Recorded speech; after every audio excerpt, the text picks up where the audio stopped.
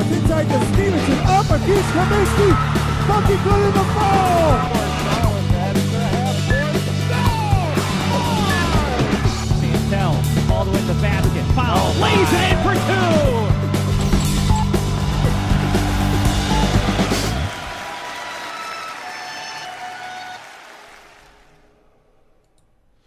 Hey, good morning, basketball fans. Welcome to our special sectional preview edition of the Upstate Hoops podcast. I'm Jim Sinicropi here inside the FingerLakes1.com studios on the third floor of the North Park building in Seneca Falls, New York.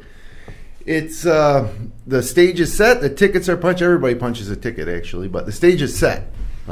Boys and girls, Section 5 basketball. You can have March Madness. You can have the Super Bowl. This is the best sporting event of the year. We're going to break it all down today with my expert panel. We have we have two state champs. Everybody's a sectional champ here, right? But we have two state champs. One is a player, one is a coach. Unless I'm missing something, right? Kevin Sharp, coach of the 1993 Clyde Savannah Boys New York State champs. Good to be here. Jerry Anderson, head coach of the Mynderse Lady Blue Devils, 1992 state champ, is a player. And Ed Collins in the studio, head coach of the Geneva varsity girls, and Zac Young, Weedsport athletic director, three-time sectional champ.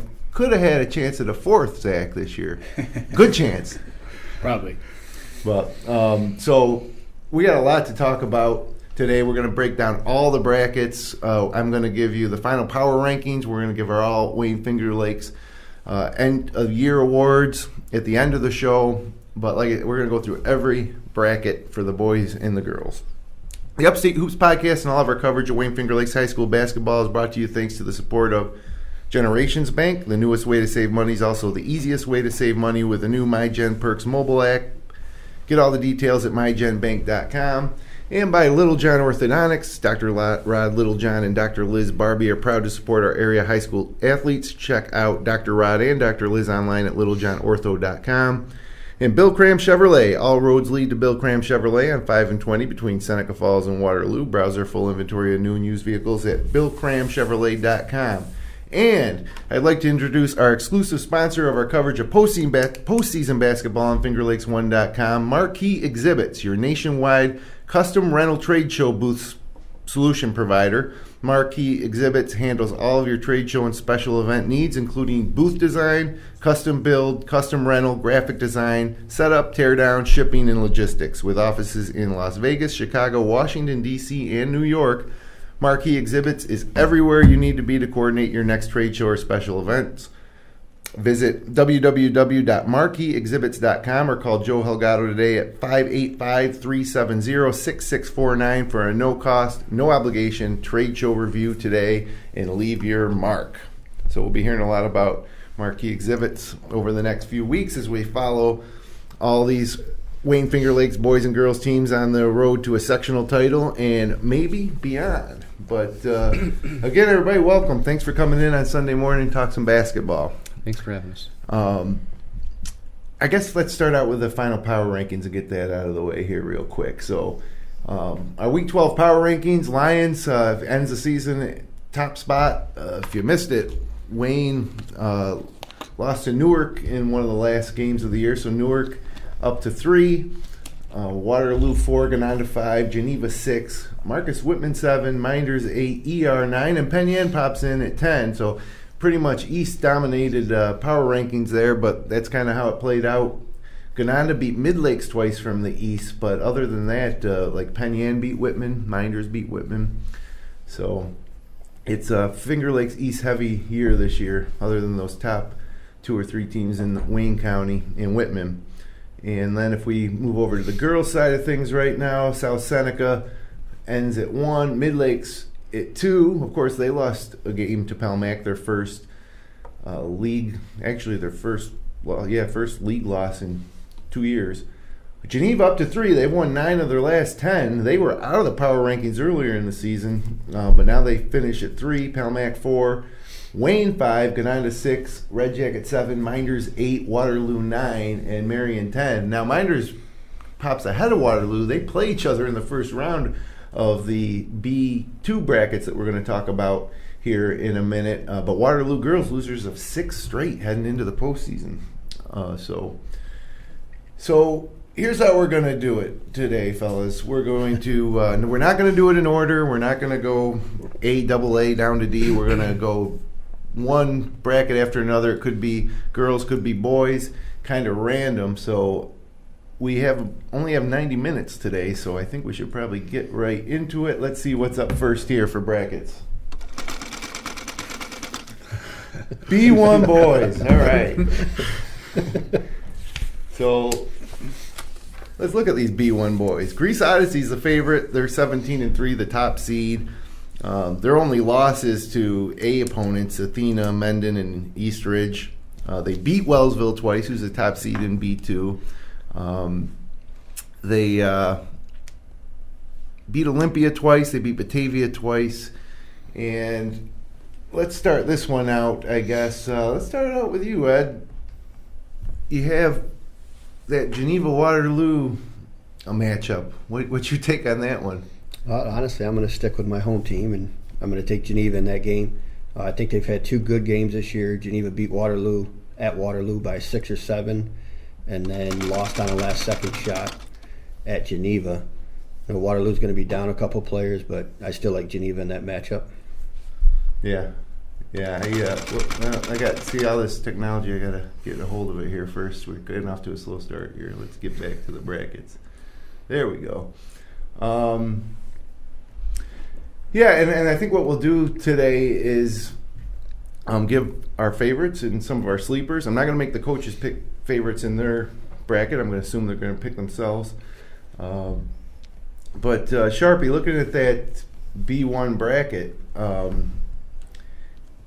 Greece Odyssey, like I said, would be the favorite going into it. But what other teams do you think? I mean, you know a lot about the Newark team. They're the number 2 seed, and they're hot. They're coming into the playoffs, winning 7 straight here. Yeah, they're playing very well right now. I was at the Wayne game the other night, and the way they executed, and I want to do a little shout out to Mason Vandermortel. That was probably one of the best games I've seen in Newark in the last 30 years as far as against a quality opponent. I mean, he had 34 points, 10 or 12 rebounds, a few assists, some steals. And Wayne actually moved out of their traditional zone defense and tried to play him man-to-man because he was so hot from the outside, and it was just a matchup problem for everybody. So Newark's playing pretty well right now. Odyssey is definitely, like you said, the favorite. I think just based on their schedule, they've played the quality competition, and I believe they won it last year. So they've got some experience. They brought everybody back. I'm still not giving up on Geneva, though. I like them. I know they're hot and cold. I think Coach Miller can put something together to limit the other team's strengths. So, I mean, I think it's going to be a very interesting bracket. But if you had made me pick, I would say Odyssey's probably the favorite, and I would say Newark would be the sleeper in that. It's a 2 seed, not a sleeper. Going out on a limb there, Jeff. I guess so. Okay, you want a sleeper. I mean, the Odyssey's a prohibitive favorite. Newark may have been a sleeper, 2 weeks ago, Right. but I think that they're really coming together and looking pretty good. If I look at that Waterloo-Geneva game, Geneva technically beat Waterloo twice already. They beat them once, and then they lost to them at home on a desperation heave, falling out of bounds after they put 4/10 of a second back on the shot, and Kyle Saluka hit an amazing shot. So they did lose, but they were up 5 with 9 seconds to go.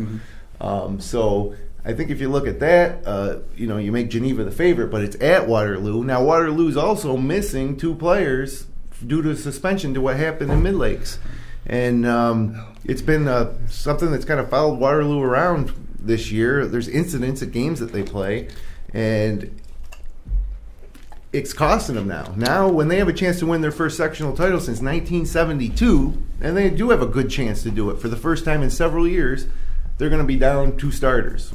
So, there was an incident in Mid-Lakes during the last game where there was benches cleared, and there's suspensions coming down because of it. So, Zach, what do you think about this B1 bracket?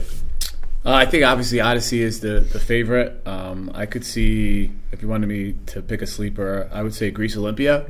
They have a pretty tough schedule. They played Odyssey really tough the second time. They have, I think, one of the best names in Section 5, Zac Young, I think you call it. Who had 50 points. Yeah, I mean, he's a player. He can get hot. And I know Newark is playing really well, and Kevin already talked about the Wayne game, so I'm not going to go into that very much. But, that's a tough quarterfinal game with them with Batavia. I know that Newark already beat them up there, but Batavia has it's actually a kid that I played against in high school, son. I think McFarland's a pretty good scorer, and Buddy Brasky's name speaks for itself. Right. So that's not an easy draw for them. So I could see Batavia and maybe Olympia getting there, but I think Odyssey, like you said, is the favorite. The Waterloo Geneva game will be fun to watch. I don't know if you're going to broadcast that one, but I think it'd be a good game to nominate. It's offense versus defense. It's kind of a very contrasting styles, so I think it's kind of a coin flip game, even with the starters out. And if Waterloo's hot that day, they can beat anybody, I think, when they're hot. But I would probably pick Geneva in the game just based on the situation that you already alluded to, and they just consistently play defense. They're a very good defensive team, and they've hung with some very good teams and had a couple good wins this year. So that'd be, like I said, a good game to. Who do you think has a better shot at Odyssey? At Odyssey, Waterloo, I would pick Geneva. Have better shot versus Odyssey, just based on Waterloo. Lost to Odyssey. It wasn't really a competitive game. Yeah. And Olympia twice. I think style-wise, Waterloo will try to play more up-tempo versus Odyssey. That's just how they play, whereas Geneva will try to slow it down. And they tried to slow the game down versus North Star, who's probably just as good or better than Odyssey, and we're right in the game in the fourth quarter. So style-wise, I would say Geneva. Okay, Jerry, what's your pick in this bracket? So I share a lot of the same thoughts with Zach. Odyssey, obviously, to me, is the number one option coming out of that bracket with their history last year, winning that bracket. I have some familiarity watching them beat Mynderse last year. Returned most of the team and really athletic. Number of scorers. In terms of a sleeper. I again agree with Zach. Olympia could be a sleeper as well as Geneva. Sometimes, through this process, it's not always the best team that wins. It's a lot about matchups and running into a little luck. So right now, Geneva's got a little more favorable matchup than they had a week ago. And I do agree with Zach. Geneva matches up much better with Odyssey. They're going to play a contrasting style. Slow the game down, where Waterloo would probably get into a race with Odyssey, and we saw the results of that race earlier in the year. Yep. Yeah, well, I'll tell you, we another team we haven't mentioned is the 3-seed Hornell. They come in at 13-6. They won 4 straight. They lost to Wellsville twice. They lost at Perry. They lost at Waco. They lost to North Star Christian. They lost at Bath Haverling. They also beat Waco. They beat Early College by 24. They beat Livonia twice. They beat Avon at home. So, I mean, with Hornell, it looks like it might be a case of what team shows up. And Hornell's a school that Newark has some experience with in the past in sectionals as well. I think it was Jose Santel's team beat Hornell to get to the finals a couple of years ago.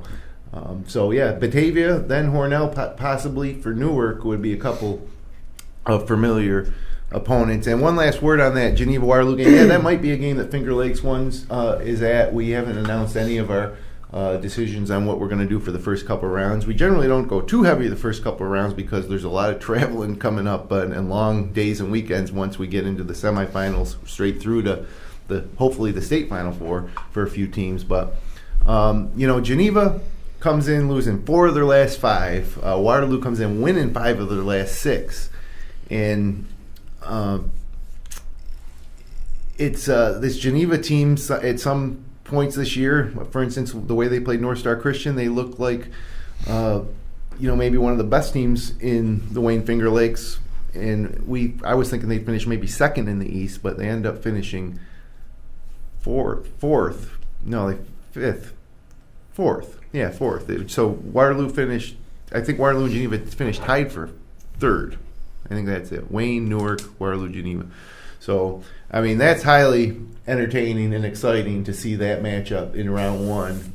And it is going to be in Waterloo's gym. Now, I think a lot of people from Geneva will make the trip. The gym's certainly big enough to accommodate everybody. And hope for a good clean, like Coach Miller said on Twitter. Hope for a clean game where both teams play hard and have a good one against a couple of teams that should have a lot of respect for each other based on the games that they played this year. So let's move on now. Oh, and if you want a sleeper from me, it's oh man, not many sleepers in this bracket. Waterloo or Geneva, I think, as 4 and 5 seeds. I think either one of those teams could pull an upset of Odyssey. And boy, we've seen it a few times recently, but an all Finger Lakes East final in the Blue Cross Arena is probably as good as it gets for us here at FL1 to see something like that. So I'm keeping my fingers crossed for that. So let's move on to the next bracket here. Let's see what we got. Let's roll the dice. Oh, A2 boys. So we're sticking in the Finger Lakes East.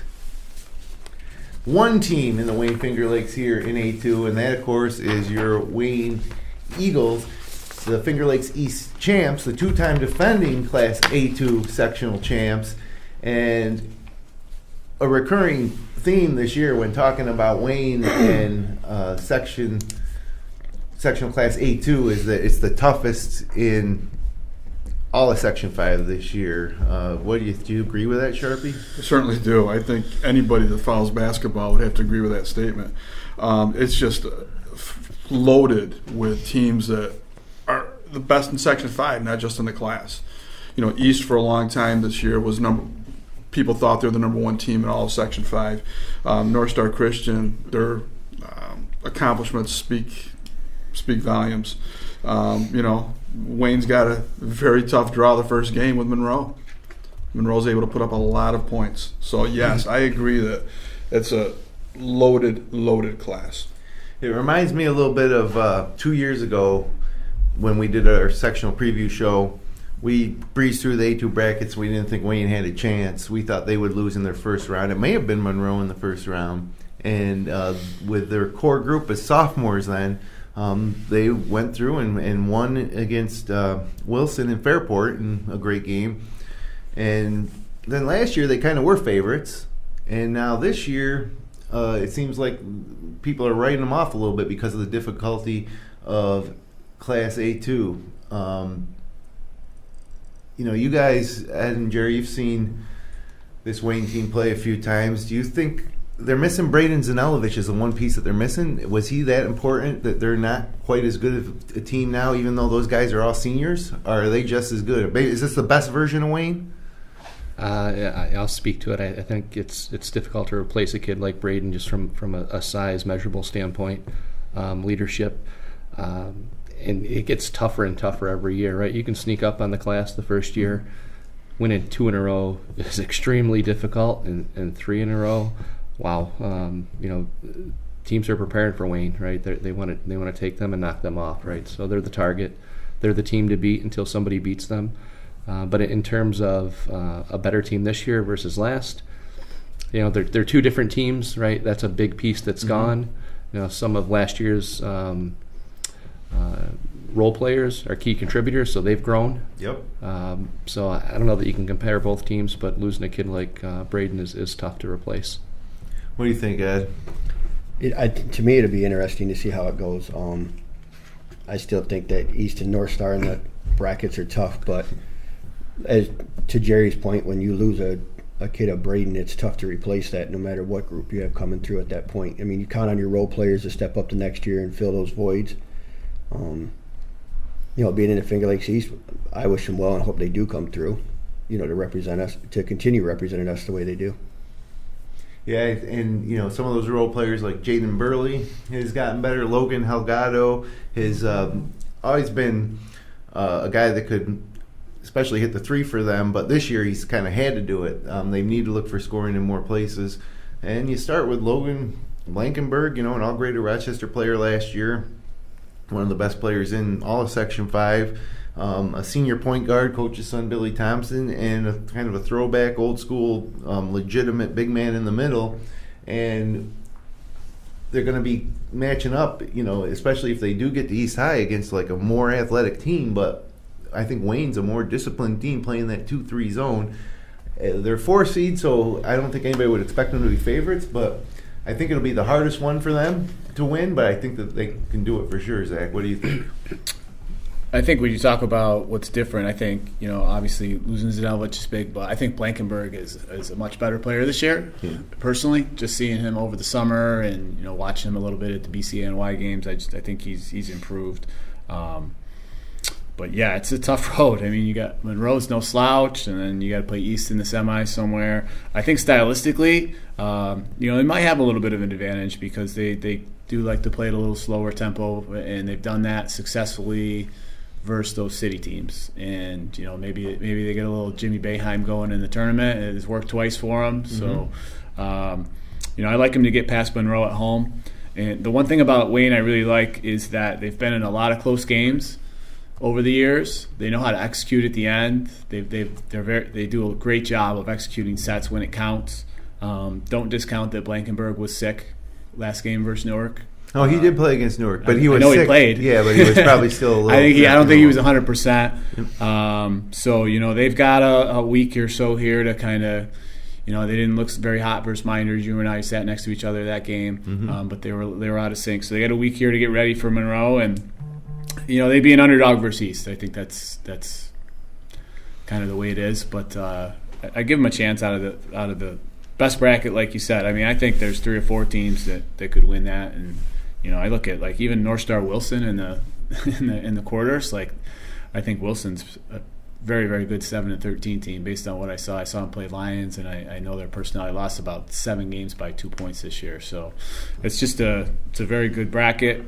And like I said, like Jerry said, I wish Wayne well. I know some of the kids personally, and they've had great careers. So I hope they are able to finish it out. So Wayne comes in at the 4 seed, 16-4. They lost at Newark, they lost at Honey Falls Lima, and they lost to Leadership real early in the year. They went to Orlando, played in the tournament, lost to a super good Seneca High School team from Kentucky. Those are the 4 losses. 2 of their last 3, though, after winning 9 straight upon returning from Orlando. And they play a tough Monroe team, a 14-6 Monroe team that's won 7 of their last 9. Of those 6 losses, they lost to Northeast Douglas twice, and they lost to East twice, the 2 top teams in the bracket. They also lost to Aquinas and Victor. So let's make our official picks here for A2, guys. What do you think? And throw a sleeper in there. I'll go. Okay. I'm going with North Star Christian. Okay. Because Miles Brown doesn't lose in sectionals. Yeah, he doesn't lose since he's an 8th grader. Sleeper, I'll take Sutherland. Great coach. John Nally's great coach. I think he can get them maybe to that semifinal game, and I think they give North Star all they wanted. Okay. What do you guys think in the middle? I would go with North Star after watching them play in Geneva against Lions in the Geneva game. And my sleeper, which isn't that big, but I would go with Wayne. Yeah, I think in this bracket, even though they're 2-time defending champs, they are a bit of a sleeper. And I would, lean the way Ed and Zach are with North Star, but my sleeper would be Leadership. They still have a lot of talent. They can still score the basketball, and you hope East isn't sleeping on them. Yeah. Yeah, I'm going to go with against the guys. I'm going to go with East to win. I just think that their size and their athleticism is going to be something that's going to be tough for teams to compete with. I like North Star, but I think North Star plays just hard enough to win in a lot of games. I think that they're going to run. I think they'll run into some trouble there, and I'll take Wayne as a sleeper.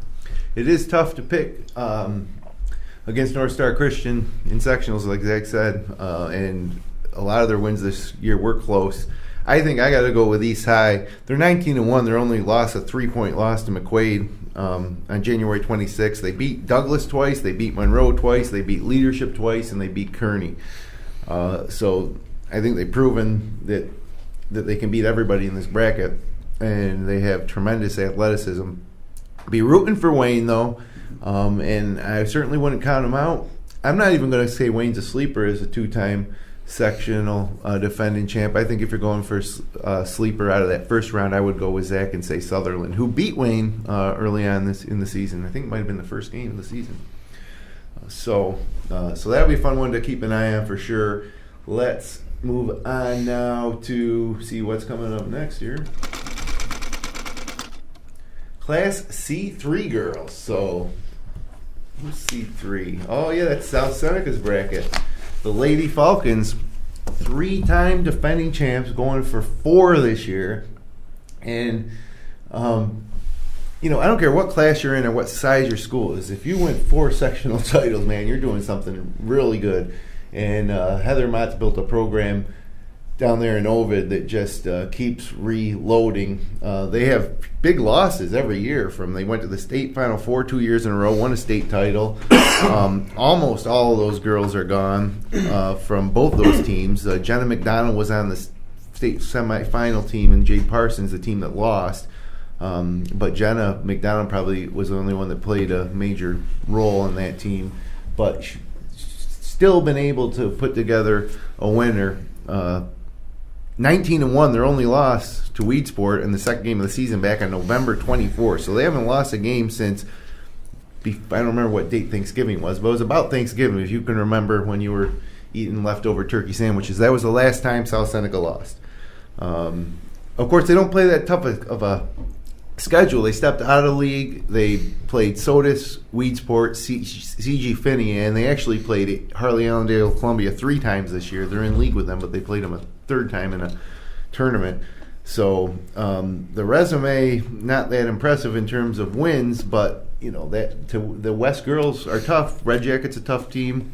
They handled them twice. They beat everybody by a wide margin in the West, and they're certainly the favorites to win. To win a 4th straight sectional title. So I'll start this one with the 2 girls varsity coaches we have in studio. Can anybody knock off South Seneca in C3? I don't think so. I would be surprised, to be honest with you, if they do. We scrimmaged them yesterday with Waterloo as well, and Heather does a great job with the team. They're coached very well. They're organized. They run their sets. They play tough-nosed defense. They get after it. I would be completely surprised if they don't get their 4th in a row. Yeah, I'm in agreement. This is not one of your traditional Finger Lakes West teams. Historically speaking, you compare them to the East, and they're at the bottom end. Mm-hmm. South Seneca can compete with anybody, East or West. And you can get into their schedule, and you can pick that apart because it is the West. But Heather does a great job of having our girls prepared. They're athletic. They execute, right? And 4 in a row. Yeah, pretty not good. Not easy. But what an accomplishment if she can get that done. And she's got a little dynasty down there. So let me ask you guys a question. This iteration of South Seneca girls basketball, is this team on par with the teams that went to the state Final Four? You want to go? I would say no, for me. But like it is, every year changes. The teams you're playing are changing. So she's done a great job of building a program. And I know she takes a lot of flack at times from other coaches and that. But shame on other coaches for not putting the time and effort in that she puts in with her girls to build the program she has. So. I don't think this team compares to some of the teams in the past by any means, but they play hard, no matter what it is. They plug in new players every year into the system, and excuse me, and they move forward. So give that credit to Heather. Yeah, what do you think, Jerry? Yeah, I'm in total agreement. I don't know that Team 1 down to states or Team 2 down to states didn't make the states was any better. There's a lot of parity in girls basketball. But she's done a great job of staying on top. They had some players, I'll call them generational type players, right? Whether it's Emily Lavarnoway. She's the big one that's missing. State Pentathlon champion. Just kids that come along, every 20, 30 years, and some guards like that as well. So comparing them, I don't know that it's fair, but if you ask me, I'd say those teams may have been more talented. But again, it's not always about being the most talented team. Yeah, that's true. It's matchups, it's luck, and it's one timing. Somewhere along the line, and I've seen this in South Seneca with their runs too. They had a shot go in, that turned the tide somewhere late in the game that allowed them to advance to a game that they might have lost. And I agree that Emily Lavarnway was probably the difference maker in those Final Four teams, but she wasn't as good of a basketball player as Jade Parsons. I don't think. I think Jade is a great passer. I think that she's got a softer touch, but there probably hasn't been an athlete in all of Wayne Finger Lakes girls basketball as good as athletic as Emily Lavarnway was, who won the New York State Pentathlon Championship for all classes. She had the best. I mean, so I think that is one of the differences. The Shawless sisters are gone, but there's another Shawless sister, Logan Shawless, who's a sophomore, who I'm really impressed with. So let's give our picks here. I know you guys have already picked South Seneca. Sharpie, who do you like here in C3 girls? Well, admittedly, I don't know that much about the girls' basketball. I do know basketball programs, though. What I've seen out of South Seneca over the last few years does not make me think that they won't repeat. So yeah, I mean, as far as the winner goes, I would go to South Seneca, but I don't know any sleeper, to be honest with you. Clyde I won't Savannah. pick the number 2 seed. I won't pick the number 2 seed. Clyde Savannah won 4 in a row. The Lady Golden Eagles, led by Taylor Sharp. Yeah, is she your niece? She is my niece. Yeah, my brother Tim's daughter. She's playing very well. She plays hard. She's smart. Sometimes a little too hard. She tends to get in foul trouble for some senseless fouls. But I think they're a year away. Yeah. But they were having a rough season. They're 9-11 right now, but like I mentioned, four in a row, including a 4-point win over East Rochester. So, Zach, are you going to pick Dundee here? Or are you going to? I'll go with South Seneca. I do think that final could be interesting, right? It's kind of like one of those years. Oakfield? One of those years, either Oakfield or Keshequa. Yeah. Like, is the West in Livingston County, like, you don't really know. You didn't see a lot of. If you look at South Seneca's schedule, like a lot of interleague matchups. So right. Maybe Livingston County girls are better than the West, and they hang in there. But yeah, it's tough to pick against South Seneca at this point. Yeah, and I think if you're Oakfield, Alabama, you're getting tired of South Seneca.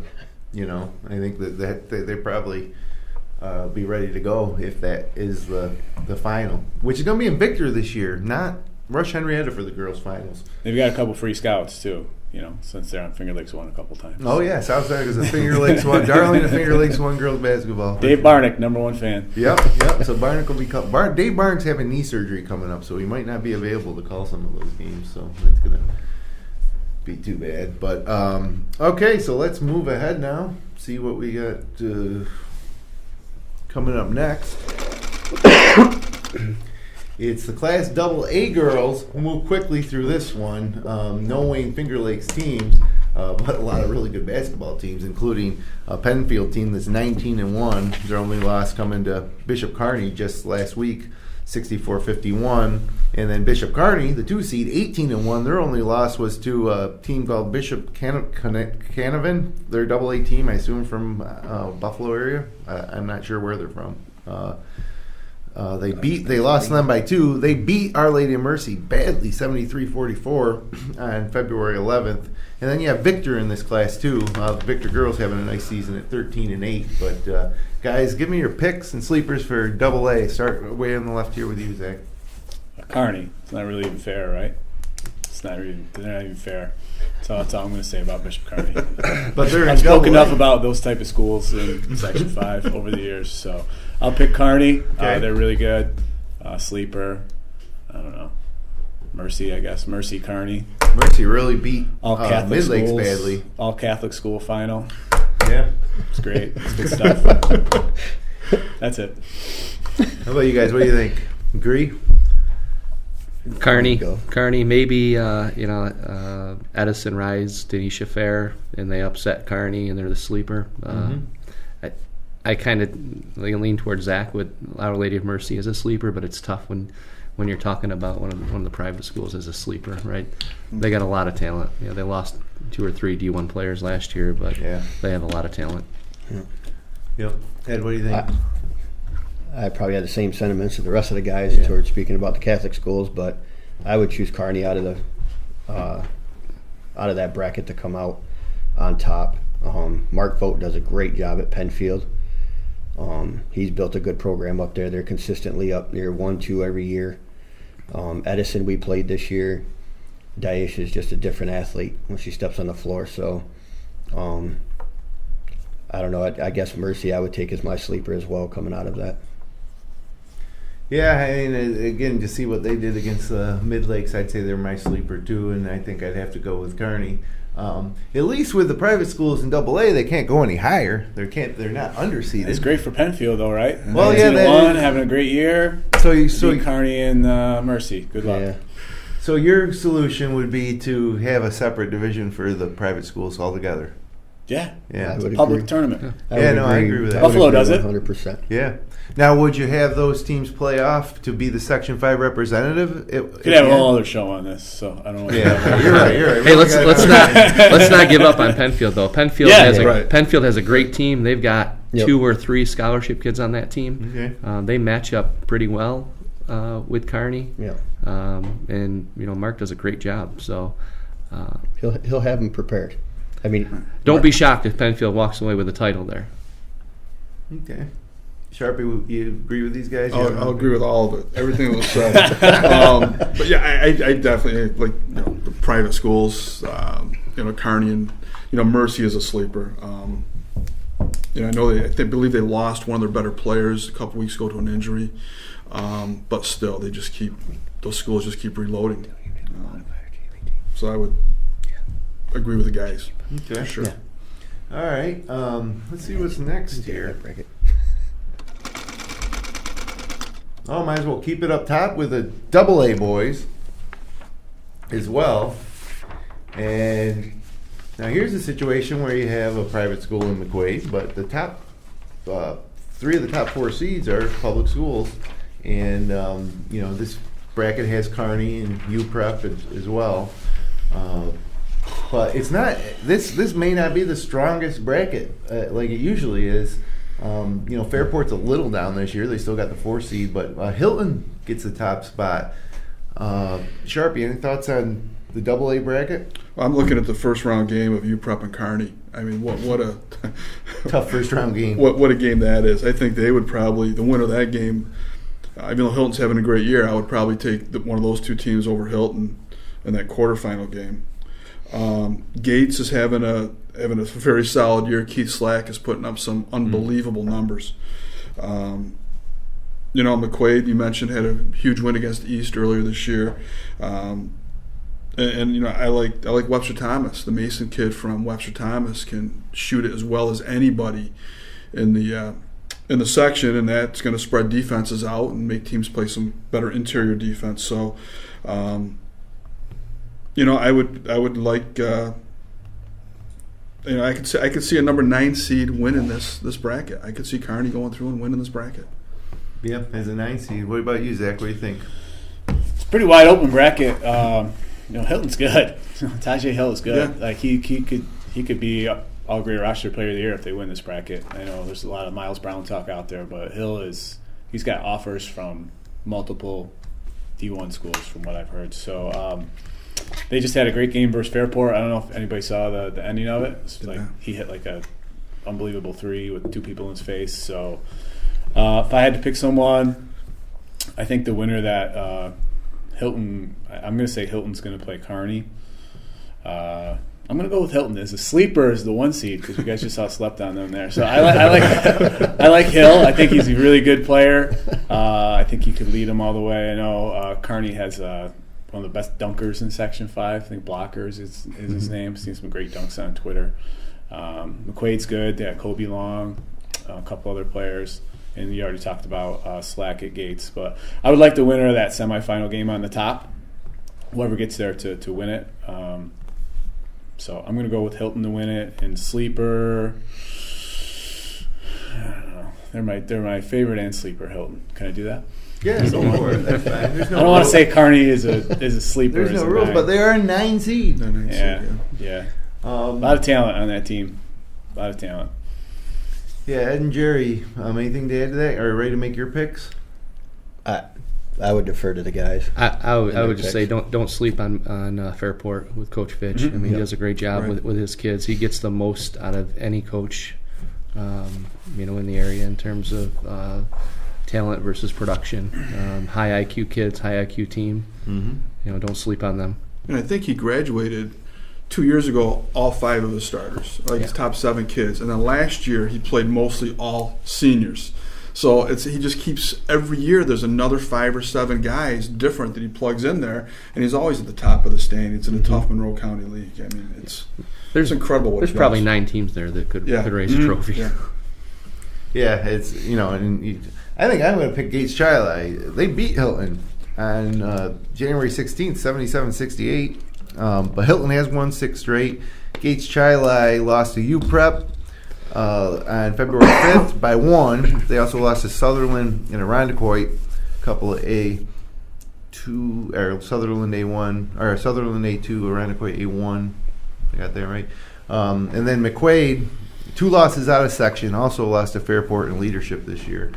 So it's Class AA boys is certainly always exciting, and whoever meets in the finals or the semis, that's going to be some big crowds at the Blue Cross this year. So I think we're coming up here on a part of the show where I'm going to just run through the D brackets. There's just one Wayne Finger Lakes team in each of these D brackets. I'm going to run through them quick. If you guys have anything to add at the end, we'll go ahead and do that. But let's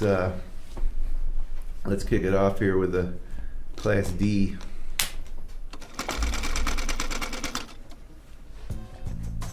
So start with D1 boys. And Avoca comes in at 18-2, winners of 7 straight, lost to Prattsburg and Belfast. They beat Pelmac twice, a Finger Lakes East team, a B team. They beat Honeoye on November 28th by 33 points, as you see Honeoye down there in the bracket as the 11 seed. 1 year after their D1 final loss to Clyde Savannah, they're 7-13. They have won 3 of their last 4. Tyler Rudolph and Dom Trippi certainly could get something going. I wouldn't be shocked to see Honeoye back in the D1 finals. Then we go to D2 boys. Prattsburg at 17-3, the 1 seed. Elba at 15-5 is the 2 seed. And then you have Romulus, a 5 seed, 7-13, lost 9 of their last 11 though, including 5 straight to end the regular season. They did beat Hammondsport twice. They play at number 4, Andover, to kick things off. Andover is 11-9, so a chance for Romulus as a 5 seed, but not a hot team by any means heading into it. Now we'll move over to the girls' side, Class D1 girls. Top seed here is Fillmore, and they're undefeated at 20-0. And so they're obviously going to be a tough out for anyone. Number 2 seed, Hammondsport, 14-6. And then here you have a Honeoye, also 11 seed for the girls, but they're 1-19. So not looking too good for a Wayne Finger Lakes title here in D1. But like I said, the Fillmore girls looking strong. And then Prattsburg, Avoca combining. I don't know if that's the first year they've done this in Class D, those 2 schools playing together for girls basketball. Class D2 girls, again, you got Romulus here as a 5 seed, but the top seed, Elba, 18-1, very good. The 2nd seed, Andover at 18-2, very good. Romulus had a coaching change. Longtime state champion coach Damon Nicholson stepping down. The program has had a good season, though, at 12-8. They had won 6 in a row, but they lost their last 2 against Marcus Whitman in South Seneca. And then they got Houghton Academy, 12-5. Houghton's won 7 of their last 8, so not a great matchup for Romulus to start their playoff here. So, what anything to add, guys, to that in D? I think Mount Morris could. I know a lot of people are looking at Avoca and Prattsburg playing, but I think Mount Morris plays in mostly a C league, and they're 17-3. So again, sometimes it comes down to leagues. It's Livingston County better than Steuben. So I think they could, as a 2, come out of there. And Jerry, you played. Your Mynderse team played Romulus this year, right? Yeah. They're they're a talented team. They could make a run, do some damage in there. There was some instability there, the changeover in coaching, but it looks like they've kind of calmed things down and been playing well of late. All right, let's keep it moving here. On to, let's see, what's next? B2 girls. All right. Get a look at this bracket, and look at that. Mynderse Waterloo. And, as you saw in the power rankings off the top, Mynderse was ahead of Waterloo in the power rankings. I think they're tied in the Finger Lakes East standings. And Mynderse has some real quality wins, beating Wayne and Pelmac in the final week of the season. And Waterloo, losers of 6 in a row. But they beat Mynderse twice this year, and that was a situation that where those games weren't that close. Is that a matchup thing, Jerry? Is that Waterloo team a tough matchup for Mynderse? They're good. They're young. They play some aggressive defense. I'd argue with you that the second matchup was close. We probably had a minute and a half period where we had some defensive breakdowns. Where they went on an 8-0, 10-0 run to end the half, which really kind of separated the game. They're a tough matchup for us. Nobody wants to face a league opponent a third time going into the first round of sectionals. But you know what they say about playing someone 3 times. I've heard something. I've heard a thing or two. Yeah. I won't press you anymore on that particular matchup, but I'll come back to you maybe on some info on some other teams. But Coach Collins, you played obviously Mynderse and Waterloo twice, and Penn. Could you scout both of those teams a little bit and talk about that matchup, that first round matchup? It should be a really good game. I know Waterloo's going to be missing one of their top post players. Gone away on vacation, so it's going to be a big loss to Coach Which Bree. player's that? Mackenzie Barber. Oh, Barber, yeah, and she was probably the player of the game both games against Mynderse, I'd say. Yeah, it's going to be a big loss for them to replace, but it should be an intriguing matchup. If I'm Jerry, I'm happy to be at home. Yeah, in that matchup and play against them.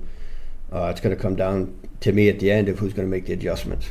Both coaches are tops in the Finger Lakes. You got to prepare well for both teams going in, no matter what their records are throughout the year or not. I know Waterloo's hit a little stretch here where they've lost 6 out of the last 7 or so, whatever it is. But a couple of those 3-4 of those games were combined total of like 11 points or something. So they may have lost a few games, but they're not being dominated by anybody. All right.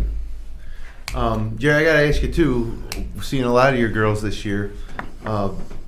Great wins against Wayne and of course Pelmac, who just beat Mid Lakes, like the class of the league, by double digits. And then you beat them. You played them twice. You could have beat them twice. Overtime loss and an overtime win, right? Mm-hmm.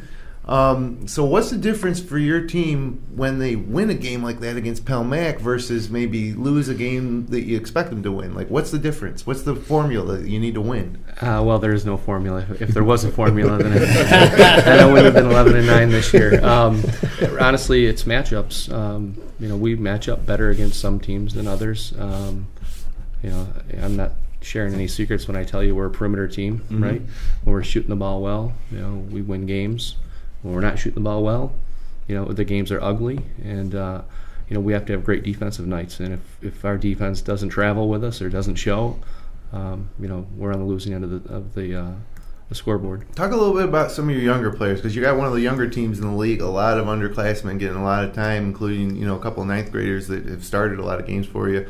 What's their progression been like from the start to finish of this season? Yeah, it's a process. So it's an investment in the young kids. Our coaching staff expects mistakes. We accept those mistakes. We try to coach to have aggressive mistakes and not be passive, and try to make progress every day in our growth and our development. I think they're on track. By the time they're sophomores, juniors, and seniors, I think they're going to be top-notch players in the league. Maybe even sooner, right? It's all about mm-hmm. their development, what they're going to put in the off season. But we're happy with their progress so far. So Dansville, the 1 seed, 19-0. Their last 4 games, they beat Hornell by 5, Waco by 34, Calamum by 30, Livonia by 30. Dansville seems like the juggernaut here. Is that true? Are they like the team to beat? Yeah, I think on paper, when you look at it, they got a really athletic guard that can score, and they've got 2 really strong big girls, one at 6'2", and one at 5'10", 5'11". I've talked with other league coaches about our bracket. Realistically, there are 8 or 9 teams on any night that can win.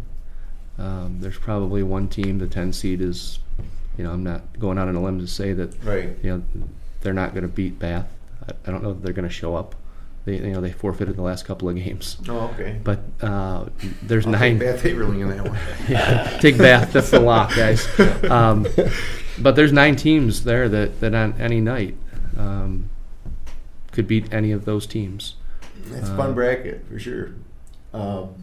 So I'm not gonna make you guys pick anything, but actually, and I don't even think it's fair to make Ed pick in this bracket. So I'm gonna go to the 2 guys who aren't coaches and are currently coaching. Both are coaches by nature, but what do you think? Well, Dansville's 19-0, Yeah. so I guess I'll go with them. Yeah, they're tough. Sleeper, I don't know. Wayland Cohocton. There you go. Yeah, why not? Now Al Best's not coaching them anymore, right? Correct. Who's the coach at Waco? Yeah, I'm not sure who's coaching them this year, but Al's helping out at Spencerport. Oh, really? Huh. Okay. Sharpie, what Well, do you think? I agree with Zach. I mean, the 19-0 team, some of the players that Coach Anderson just mentioned, I mean, it's tough to compete with players like that. And I'll take Jerry Mynderse as an underdog, as a sleeper here. I think, I've seen him do it before. Yeah, he's got the big game coaching experience. If the kids buy into what he's trying to teach and whether their game plan, if they stick to it, I think that they'll be in the games anyway. That's for sure. And I'll take Rochester Prep as a real sleeper. If they're not showing up for games. So, yeah, I tell you one thing about that Waterloo Miners game. Even if a loss to Dansville happened, it's for a team. Both those teams are young, so to get into sectionals, to get a sectional victory under your belt is for some of these freshmen and sophomores. So they'll see time in that game, and then to have the experience to play in the sectional semifinal, it would be a win. That's a nice first round game. The winner of that will really have the luxury of having that notch on their belt, and then getting to give it a shot against Dansville. And as good as Dansville is on paper, when you go in and out of leagues in sectionals, sometimes it just what you read on paper just isn't what ends up being true. To be honest with you, I wouldn't sleep on Penn Yan. That's Katrina does a good job. She's got Mark Storm as her assistant. I mean, there's a lot of years of coaching experience there in girls basketball. Penn Yan's got good size to match up with Dansville's size. They got their guards are coming along. I mean, granted, the record's 7-13, but I'd like to still think that the Finger Lakes East is a tough league to be in. Yeah. So much parity this year. I definitely think the winner of this bracket comes out of the top. Whoever comes off of that top side will win the sectional title. But I wouldn't sleep on Penn Yan going into the Dansville matchup for me. Yeah, Peyton Comfort and company down there in Penn Yan are tough out for anybody. And that's the Finger Lakes East Girls League this year, top to bottom. It's been so much parity this year, without a doubt. So, Wellsville, they lost to Hornell twice. They lost to Addison. They lost to Batavia. They lost to Penn Yan. So there you go. The second seed Wellsville lost to Penn Yan by 3 way back on December 28th. The 3 seed Attica comes in winners of 6 in a row, but they lost by 28 to Dansville. They also lost to Wellsville by 2 on November 30th. And then, you got that Mynderse Waterloo game, which is a really interesting game. So Class B2 girls be fun to watch this year. And so let's see what we got coming up next here. It is C1 girls, sticking with the girls class C1. And I love the Gananda Lady Blue Panthers. I just like the program. I think that they've kind of been a little under the radar, maybe, is how quality Karen Mewison's program has been in the past several years. They won a sectional title 2 years ago or 3 years ago it was, when they lost. Then they lost to South Seneca in the state playing round. They're the number 1 seed. They won 7 of their last 8. They did lose 45-38 at Wayne, is one of their losses, and that was a interesting matchup. I love the inner Wayne Finger Lakes League matchups because it helps you gauge maybe how good these teams are. And I would have actually had Gananda as a favorite in that game, but they did lose to Wayne. I don't know if that changes the way I feel about winning this bracket. The other losses, they lost to Our Lady of Mercy, obviously very tough. They lost to D1 Prattsburgh, very good team. And they lost earlier in the season to Marion, but they did end up capturing the Wayne County title. And Marion came in second. I think Lions third. Sharpie, what do you think about this bracket? I've seen Geneva play twice this year, the Geneva girls, and I was very impressed with them. They full court press you. They've got some senior leadership. I really like the Daffler girl as a player. I forget the other one that you had in here too. She was a nice player too. Emma Drake. Yeah. So I mean, what they've done, number one seed. I don't know much about the other teams, but I like the way they play. And like you said, they're the program that they have there. I think that they could come out winning that thing. But again, like I said, I just don't know enough about the other teams to make a solid prediction. Yeah, Jerry or Ed, what do you guys think about C1? I don't think Geneva is challenged in this bracket. I think they're gonna match up at some point with South Seneca again to see who's going on to states. Mm-hmm. You agree with that, Ed? I would agree 100%. I think Geneva goes through this, and at the end of the day, once we get through all 3 brackets of C's, I think it comes down to South Seneca, Geneva to see who represents Section 5 from the C division. Zac, any thoughts on C1? Yeah, just Geneva's, they've been good traditionally for a while, and just following them a little bit this year. It looks like it's their bracket. And just kind of what the other guy said, I think they will have a little bit of a disadvantage. They'll have to probably play the C2 winner and then play South Seneca if everything holds to seed, which can be brutal sometimes. You win it, and you have a game, then you have a game. But I like them to come out of the bracket. Okay.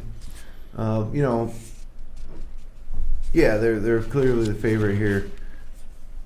But I really think that the Marcus Whitman girls have been playing good basketball lately. Defensively, sometimes they have trouble scoring, but their defense, if they score 40 points, they usually win. They're 12-8. They won 6 of their last 8. Their 2 losses in the stretch were to Red Jacket and South Seneca. They lost twice to Livonia. They lost twice to Penn. Those would be their 8 losses there. Actually, there would be 6, but 6 of their last 8. Then you look at East Rochester. Geneva beat them by 22 last time they played, so that doesn't bode well for them. They lost 3 of their last 4, including a loss to Clyde Savannah and Marion. But as a 3 seed, they'll probably advance to those semis, and so you're 1 game away from the title game there. The number 2 seed Avon's 11-8, and then my sleeper in this bracket, and I'm going with Geneva as well. But I got 2 sleepers. Whitman's 1 sleeper. Number 7 seed Red Creek, because of 1 player, Izzy Wilbur. I think she's may have broken the single season Wayne Finger Lakes record for 3-pointers this year. I don't know if you guys have heard about that. I can't confirm or deny that, but man, she's been lighting it up lately. 40 points here, 40 points there. But Red Creek's 10-10. But with a player like that, if they can get by Williamson and could upset Avon and find themselves in a matchup against a league mate East Rochester here in Class C1. So let's move ahead. See what we have next. Class A girls. So we're getting through this pretty good here. Okay. And now Class A, much like the Class A boys, you got 1 Wayne Finger Lakes team in Wayne. Geneva traditionally is or the past several years has been a Class A team. And so Ed, I'm sure you're familiar with a lot of these teams and the way this bracket looks. Why don't we start with you? My favorite by far would be Mendon. Todd Julian does a great job with that program. He's another one that's built a program that consistently every year is top 1, 2 in their bracket. The talent they have there is fantastic this year. I think they're a tough team to get knocked out of the bracket, to be honest with you. I'll be surprised if Mendon doesn't go through and win the A bracket overall. I can see Wayne, winning that first round game against Sutherland, and then Wayne, I can see Wayne matching up with Mendon in the semifinals. I like Wayne getting past the first 2 games and getting into there. Aquinas, we played this year twice. We split with them. They got a great point guard. I would go with Aquinas over Honeoye Falls Lima, getting into the Brockport game. I guess if I had to pick a sleeper out of it, I would go with Aquinas making a run, even though it is another, private school as we go. But they've got a couple kids back.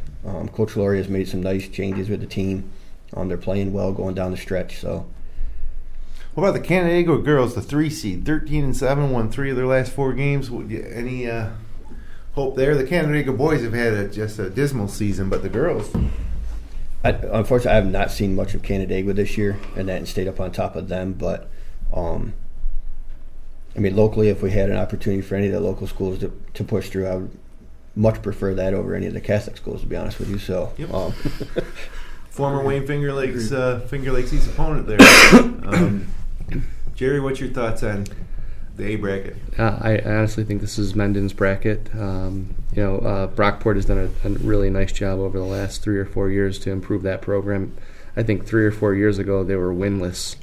In a 4-year period, you go from winless to 18 wins.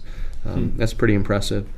I like Wayne first round for our league, and I think Irondequoit's going to be a tough matchup for him. But 4 or 5 matchup, that's pretty even teams. My sleeper here would be Brockport, because I think anybody out of this bracket other than Pittsford would be a sleeper. Yeah. Anything to add, Kevin or Zach? I'm going to defer to these guys. Yeah. I've read a lot about Menden. Menden, right? The same. This year, I haven't got a chance to see any of them play. They seem like they're the class of the. Yeah, and he challenges himself too out of league too, doesn't he? Did he play Jamesville DeWitt a few weeks ago? Yep. Yeah. So he's been around. He knows what it's going to take to win it all and to move further. So he put himself in a good situation. Put the team in a good situation. Yeah, much like the Wayne Eagles on the boys' side of things, the biggest is in terms of classification of all the Finger Lakes East teams, they get separated a little bit. They got to go up against a lot of Rochester area bigger schools in sectionals, and it's worked out well for the Wayne boys. And when the Wayne boys won it in 2 years ago for the first time, their first sectional title in school history, I think they were a 5 seed, if my memory serves me right. I don't know if you guys remember that, but I seem to remember they were a 5 seed, so maybe the girls can repeat history. Gabby Zanelovic, the fresh princess of Ontario, is on this team too. She's not a sister, she's a cousin. So, all right, let's go. Let's move it. Let's move it ahead. I think we got some good ones coming up here. C3 boys. Okay, C3 boys. Now, I think this one's pretty wide open. I mean, Cal Mum is 19-1. They won 8 straight. Their last loss was a 61-42 loss at Avon back on January 11th. But then they came back on February 8th and beat Avon by 7. The Molisani kids on this team, right, Cal Mum? Mm-hmm. Just a sophomore, I think, maybe? Junior this year. Yeah. Really good, fun player to watch. Again, you got these Finger Lakes West teams in here, a Clyde Savannah team that is a shell of its former self. Darren Preston trying to rebuild that program, but that's a pretty interesting couple of first-round matchups if you're looking at Clyde. And I don't think Clyde, South Seneca, Naples, or Dundee can win, although Naples had a good season until losing 5 in a row to end the season. Now they're 12-8. But some interesting first-round matchups if you're a fan of Wayne Finger Lakes basketball. Who do you like in that Clyde Savannah South Seneca game? Anybody? I think Clyde beat them earlier this year. They did play once. I think that's one of Clyde's 5 victories. Right. Yeah. Right. I would take Clyde in that game, based on that previous result. Again, there's a couple of programs that are trying to kind of rebuild something. Just getting that one sectional wins a lot to put under your belt for coming back next season, even if you do lose to Cal Mum the next game. But anybody have? Let's get some picks here. Let's get some picks for Class C3 boys. I'll go. I think it's going to be a fun matchup in the finals. I think York will play Cal Mum, and I know both coaches very well. Dan Dickens and Ed Orman, they're really good friends off the court. On the court, it's just fun watching them go at each other. I've scouted them a couple of times. They'll be, they're both energetic. I like Cal Mum. I know that I know Coach Dickens really well, and he's kind of downplayed this year, but I just think they've gotten steadily better throughout the year. You talk about that Avon. That's almost like a 30-point swing. Yeah. They're very disciplined. They can run when they need to. They'll play in the half court. They beat York twice this year, so it could be that thing of trying to beat a team for the third time. I think York is capable, but I'll go with Cal Mum to win it. And I don't know much about Lyndonville, so again, it could be a Livingston County matchup for them. But I think I like Cal Mum versus York. Sleeper, I don't know. Give me Oakfield at 11-9. Just the two programs are familiar with each other. If they get a chance to play Cal Mum, they usually play each other during the regular season. Oakfield had a pretty good year last year. I think Coach Dickens is from Oakfield, so that's a little intriguing. I hope I'm not stealing it, but my sleeper, HAC. Ryan Hilton's an outstanding player. They're 9-11, but on Thursday night they played Whitman, who's just been rolling people in the West, and they only lost by 6. So I'm going to go with HAC as a sleeper. But Cal Mum certainly the favorite to win here. Anybody else have anything to add? Anybody else picking anybody other than Cal Mum? Or does anybody have any other sleepers? Nope. Okay, let's move on then. Let's see what we got. Hey, I thought we were getting down to the end. We got quite a bit to go here. It's a big tournament. Yes, I've been waiting for this one. B2 boys. Let's look at this bracket. So, one of the nice things for Mynderse this year and Penn Yan is that they, even though they're 4-7 teams, they might be the second and third best teams in this bracket. Waco maybe, Leroy. I think Mynderse and Penn Yan are just as good, if not a little better. Wellsville, I think, is certainly the class of B2. They won 4 straight, including a win over AA Corning by 1 point on February 8th. They lost to Odyssey 63-51. They beat CG Finney in the season opener, 69-55 at Genesee Valley. They also beat Hornell on I think it was December 21st. So everybody talked about this bracket. I seem to think Wellsville is the class of B2 this year, but this is as wide open as any bracket, boys or girls, I think. I don't know, what are your guys' thoughts on Mynderse and Penn Yan's chances here in B2? I think it's Wellsville's bracket. I mean, they got 5 losses. They lost to Olean, who's a state power. They lost to a AA and A out of Buffalo and Odyssey twice, so I think they're the prohibitive favorite. And they beat CG Finney. And they're just. I watched that game last year as a war. Wellsville Mynderse, right. They got almost everybody back. It was a great at Mynderse in a great quarterfinal, game, right? Yeah. As far as kids knowing what they have to do to get in sectionals, they got almost everybody back. I think Colin Carrer had a big game, I think, against Wellsville. He did. Wasn't it? He did. And they didn't have their point guard, I think, last year against Mynderse either. They were playing down a player. So I just really like Wellsville to come out. They do it right. They play all year round. They do a great job. I think Mynderse, if they can get past early college, has a great shot to get past Leroy, 12-8. And we played Waco this summer when I was coaching at Lions, and they have some talent there. So I think the bottom's kind of wide open, but I would be very surprised if Wellsville doesn't take it. And you talking about that Leroy team? They beat Avon by 6 on February 13th. That's a team that Mynderse beat. Mynderse went down to Avon, lost that game, but Leroy also lost to Avon by 27 points back in January. So yeah. They lost by 5 to Attica. They lost to York. They lost to Hornell. So Leroy at 12-8 is certainly pretty beatable. Yeah, I don't think they had one game where they scored over 60 points. Yeah. Leroy. So I think that if it's a fast-paced game, if you can put the pressure on them, I don't think they can score. Looking at Wayland Cohocton as well. Now they played Wellsville head-to-head. They lost 73-57 on February 11th. They split with Livonia. They lost to Penn Yan, though, 64-48. It wasn't even close.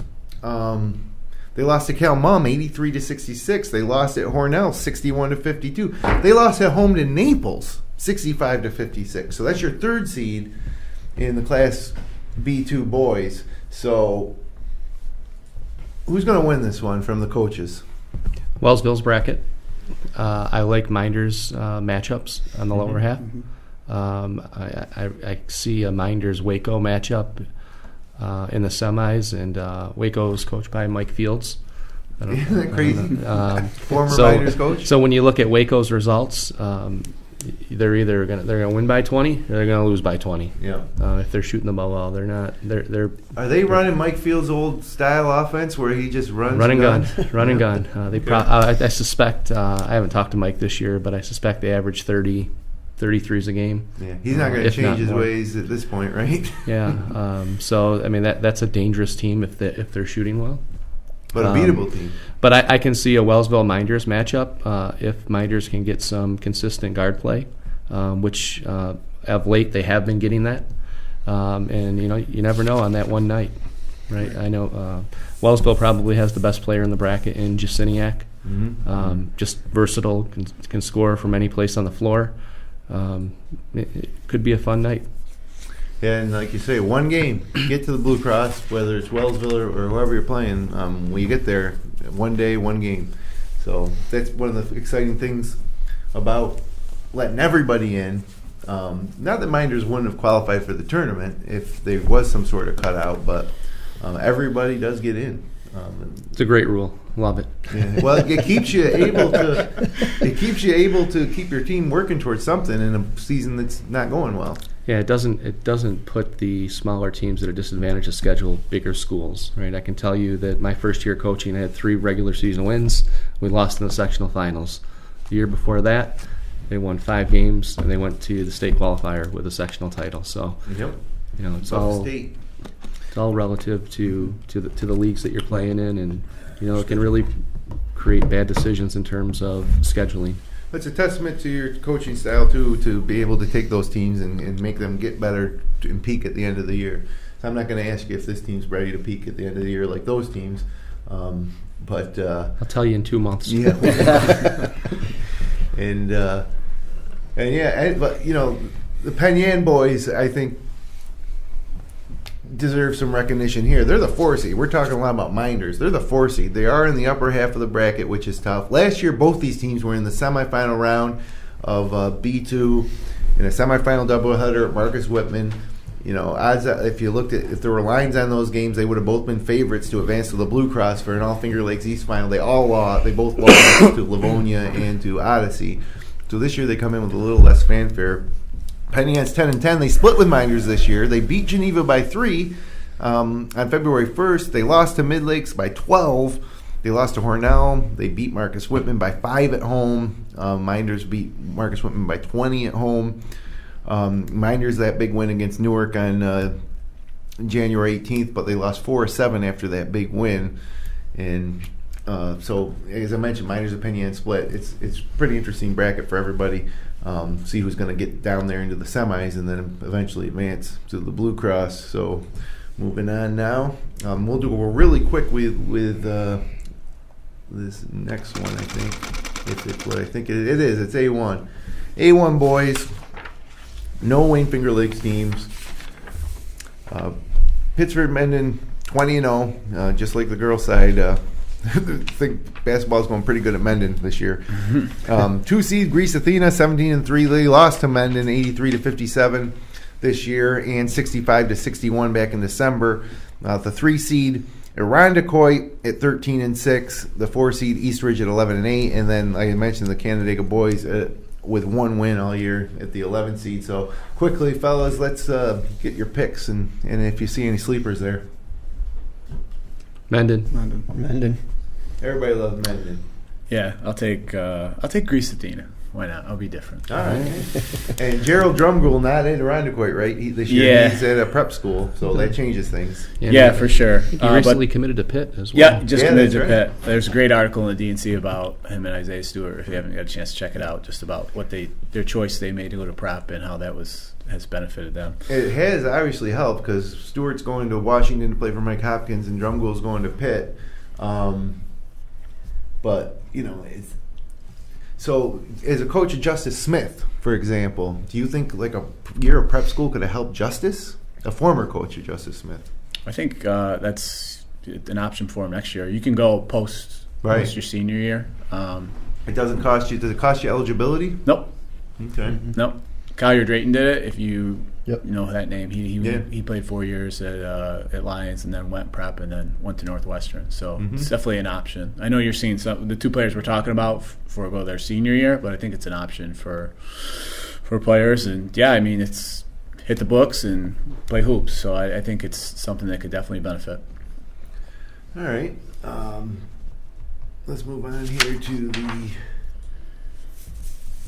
next bracket. One last look at A1. Oh, yeah, here we go.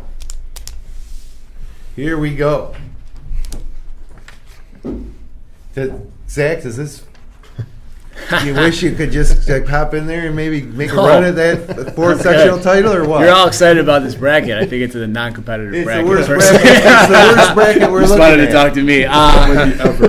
Yeah, I don't see Lions getting a game within. I don't know much about Alexander. I know they do have a big kid. They do. Yeah. So maybe I think it's Yeah, Lions. missing Alexander should be the 2. This bracket's screwed up. The Alexander should be on the 2 line, and then Red Jacket should be on the 3 line. And Red Jackets had a great year. Yeah. I think it'd be a really, really great year for them if they could make the finals. But Lions is at a different level. Yeah, Alexander may be the only team that has a shot maybe to pull an upset. I don't think Red Jacket can beat them. Not Red Jacket. Alexander. I know that. I haven't seen Alexander this year. There's nothing against any of those teams. Right. In a normal year, maybe, but this Lions team is exceptional. 2 losses, though, for Lions this year. And this is what... So we're going to maybe move ahead and talk about Lions' potential to move through states or into states. Mm-hmm.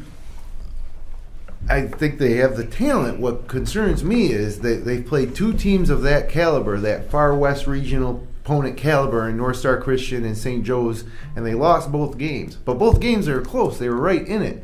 So, I'm asking myself, what's Coach Schott going to do to make it different the next time they face a caliber team like St. Joe's or... I don't know if they will. You're talking double A teams. You're talking double A state caliber. Yeah, but a Class C representative from Buffalo, as Zach knows, playing middle early college that 1 year, the 1 year you went to the state final for, can be just as tough at that point. Yeah, I mean, you're talking about winning a state title. Yeah, you're gonna have to win a couple close games. Yeah. So why didn't they lose those 2 games? What do they need to do different? Their what former they need coach. to do different? Yeah, make a couple more free throws, make a couple shots. I mean, they were right in both games. I watched the St. Joe's game. Like they could have won. I mean, they drove 2+ hours on a bus and played a school that had a 5-minute ride. Right. Yeah. So that's a disadvantage. Mm-hmm. And then you lose by 1. And they lost to 1 by North Star in a game that, quite frankly, and maybe I'm being a homer here, I don't think they got a lot of calls in that game, and that's a little bit of the coach in me. And I don't want to say they had anymore, the ball with a chance to win. They did. And Tootie took the shot instead of Justice. And Justice was in here, and I said, Justice, how could you let your younger brother take that shot? You must have really got on him for that. And Justice was like, no, he can shoot it. He goes, I wish I would have shot it. I did say something to him, but he can shoot it. He's going to shoot it. I think they got pretty good chemistry. But high expectations. It makes me nervous when they've been saying since the beginning of the year that a state title is their goal, and that takes a lot of gumption. Yeah. I think they're going to have some games in the regionals. I think the winner of C1 can give them a game, whether it be Finney and they played Geneva twice. The Geneva gave them a game up there, and Calmont maybe matchup wise, but I think they're the favorite to get out. And then when you're talking that Buffalo game is tough. Section 5 or Section 6, it's a tough draw for a Class C school. And I don't want to get into a charter Catholic matchup again, because again I can have a whole show on that. But the 3 schools out of Buffalo are probably Tapestry, Middle Early College, and Buffalo East, who beat Clyde. I mean, Clyde honestly was probably the second best team, maybe the third in D last year, and they had to play a Buffalo East team that, if you follow the New York State website, probably should have been in Class B last year, just the way the beds numbers came out. Yeah. So Buffalo does it right with the Catholics, but with the Charters, they put them where they are, unlike Rochester, which will classify the Charters. Syracuse does the same thing. So that's a tough game, but the winner of the Section 5, they have the advantage of playing in Rochester this year. I think that's a big factor, and they did schedule those games. Yeah. Whoever scheduled those guys was a good guy for Lions. I think it was me, but I think that it was going to help them, right? It's going to help them. No doubt. That North Star game was great. St. Joe's was great. Yeah. They played Wilson early. We kind of knew what was going to be in the league this year. Every other game they played except for Geneva was, and maybe East Rochester was not even, almost not even worth playing. Like they didn't get any. It's not worth playing. It's just a year, Yeah, I know. It happens to be one of Lions' good teams, and the league was down. Yeah, 3-4 years ago, Wayne County was 6 deep. Yeah, and they're good, man. I mean, Justice he's as good as the players there is around playing in the C League. So yeah. According to David Weaver, he's a better player than Dean Schott ever was. That's what Have you ever seen Mr. Schott play on tape? I don't think so. No, I remember. That was my year. I said you have. I don't think David has. No, I've seen Coach Schott play. Sharpie, what do you think about Lions' chance to advance past the Buffalo round? Oh, wait, let's not get ahead of ourselves. Yeah. Lions is going to have to play C.G. Finney potentially, right, in the state plan. Let's talk about that game. Well, I mean, I think Finney, we do the C1 breakdown first before we get to the regionals. Well, I think we're up. Yeah, it's coming up. And I know we're going over time, so I don't know, Jerry, if you got to step out at any time, but I'll step out here in a minute or two. Good conversation. Yeah, this is.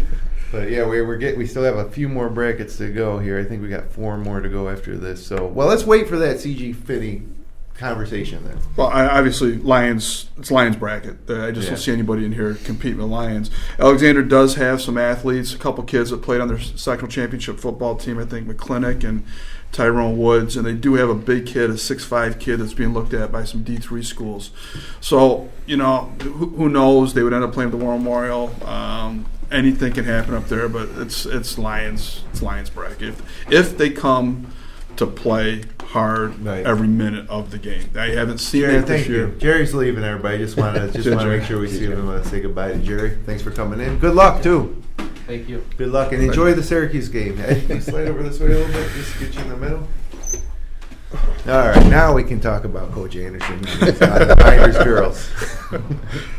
But yeah, I mean, this bracket is Lions. If they don't win Justice's second sectional title and the school's 18th sectional title, I think, the second most in Section 5, the most since 1975, it would be a shock. It would be an absolute shock.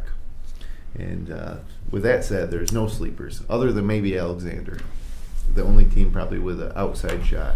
I would like to just say I think Red Jackets had a great bounce back year. Yeah, for them. Really impressive. And I believe the coach from Honeoye is there now. Gage? Yeah. Does he work at Newark? Yeah, he's a softball coach in Newark as well. Yeah, so I mean, great bounce back year for Red Jacket. In Bloomfield, by the way, winners of 5 in a row, including a 69-66 win at Red Jacket on February 2nd. So you didn't mention anything about John Madison's Bombers. They had a nice season at 14-6, and they did not start out the season well. They've really bounced back. But having been in the gym last year when Pat Geithner was on Bloomfield and Lions played Bloomfield, it was not a contest, and I don't think it would be this year either. Unfortunately for the Bombers. But like you say, this is public schools. It's all on enrollment, so there is nothing wrong with having a team like Lions as dominant as Lions in your bracket. It's just unlucky. So let's see what's coming up next year as we try to power through these last few brackets. They're all good ones, though, here. The stuff to talk about. We have 3 more to go. 3 more. B1 girls. So this is Coach Collins' bracket. And we look at it right here. And you have a first-round matchup between a couple of Finger Lakes East teams. And then the winner has to play another Finger Lakes East team, and it happens to be Mid Lakes. And I'll spend some time talking about Mid Lakes, but Coach, how do you feel about having to, face back-to-back, if you beat Newark, to face back-to-back East teams in sectionals? I think I'm in agreement with everybody else that you really don't want to play anybody 3 times, especially from your league. Records at this point mean nothing. It's going to come out who's got energy each night. and who's ready to leave it all on the floor at this point. So we just played Newark last Wednesday on our senior night.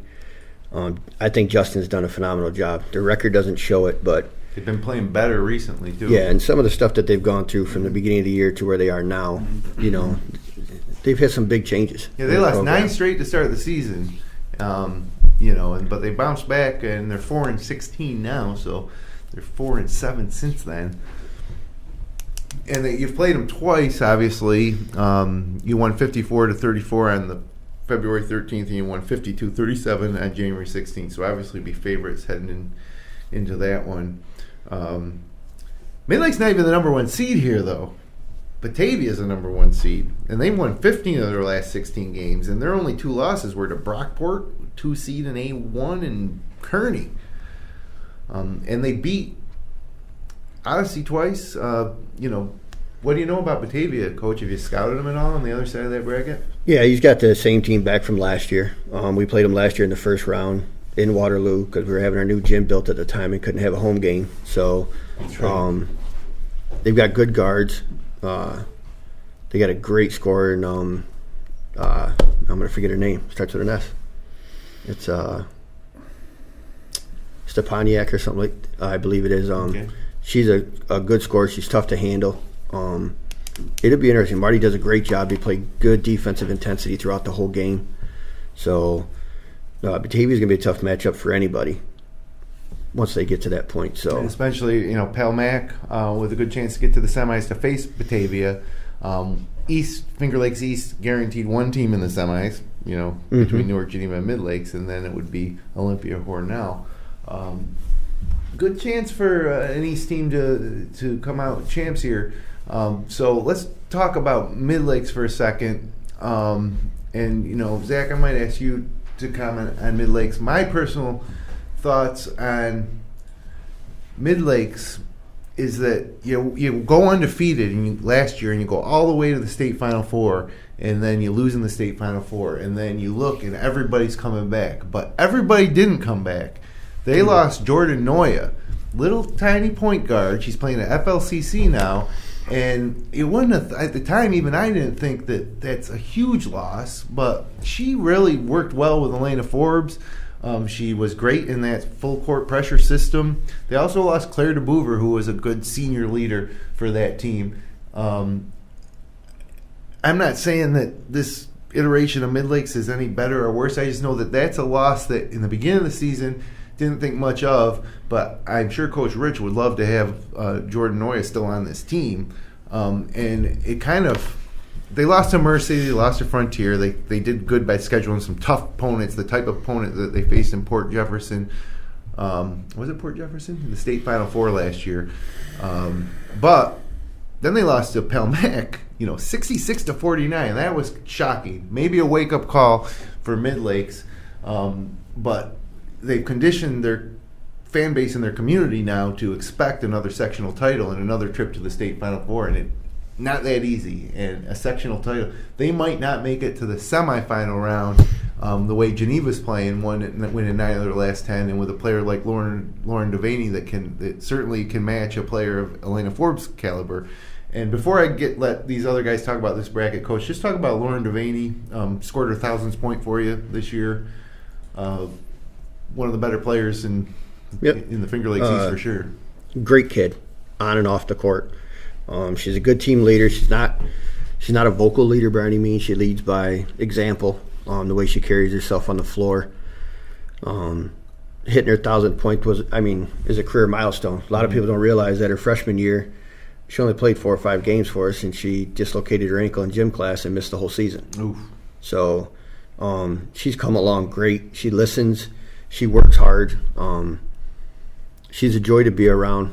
She feeds off. But Lauren will also tell you, too, she doesn't score that 1,000 points without her teammates. Yep. They get her the ball in spots to be successful. So I'd give a lot of credit to Mackenzie, Anaya, Shanice, and the assist that they've handed out to her, getting her in good spots to score. So, but Lauren's earned it. She's nothing's been given to her. She's been one of our top players in the program for a while, and nothing's given to any of the kids for free for us. So she's had to earn where she's at, and rightfully so. She's deserved it too. Yeah, great player, and this is the other thing about this tournament, or these tournaments, these sectional playoffs. So let's just say that Geneva were to advance, or Newark, either one, but let's say with Geneva and they're facing Mid-Lakes. Now that's going to be the last high school game for Lauren Devaney or Elena Forbes, and other players too. But that's it. It ends. You play AAU, you go to practice every day, you play in the summer, you play travel, all the way from rec league ball up to varsity ball, and then it ends for one of those two groups of seniors. In the quarterfinal round of the playoffs. And some go to play on in playoffs, but for some, or go to play on in college, but for some, that's the last organized basketball that they play ever. So high drama for these tournaments, I think. I mean, that's happens every year, Jim. Yeah, every it's part of life, right? It's part of life. Unfortunately, somebody's got to lose. But what do you think, Zach? Out of the bracket? Yeah, let's give me your pick in the sleeper. I like Geneva as a sleeper, just based on results. The Finger Lakes East girls has been, I've watched some on film, and just looking at the results, it seems to be that, it's just kind of crazy. Yeah, every night I'm like, I can't believe that happened. Like, yeah. I think you got to figure it out, and then there's a result that makes you scratch your head. I've only got a chance to see Mid-Lakes twice, but you talked about the high expectations and, being high school kids sometimes. Maybe they're playing to the level of their competition.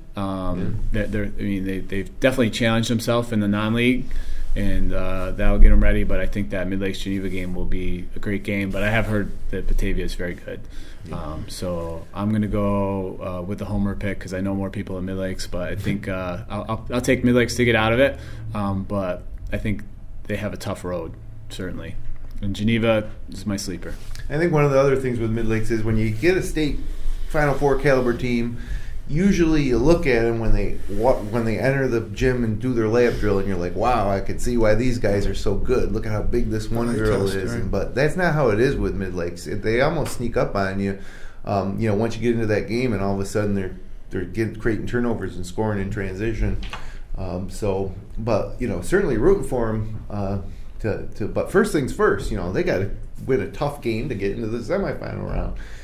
So it is tough.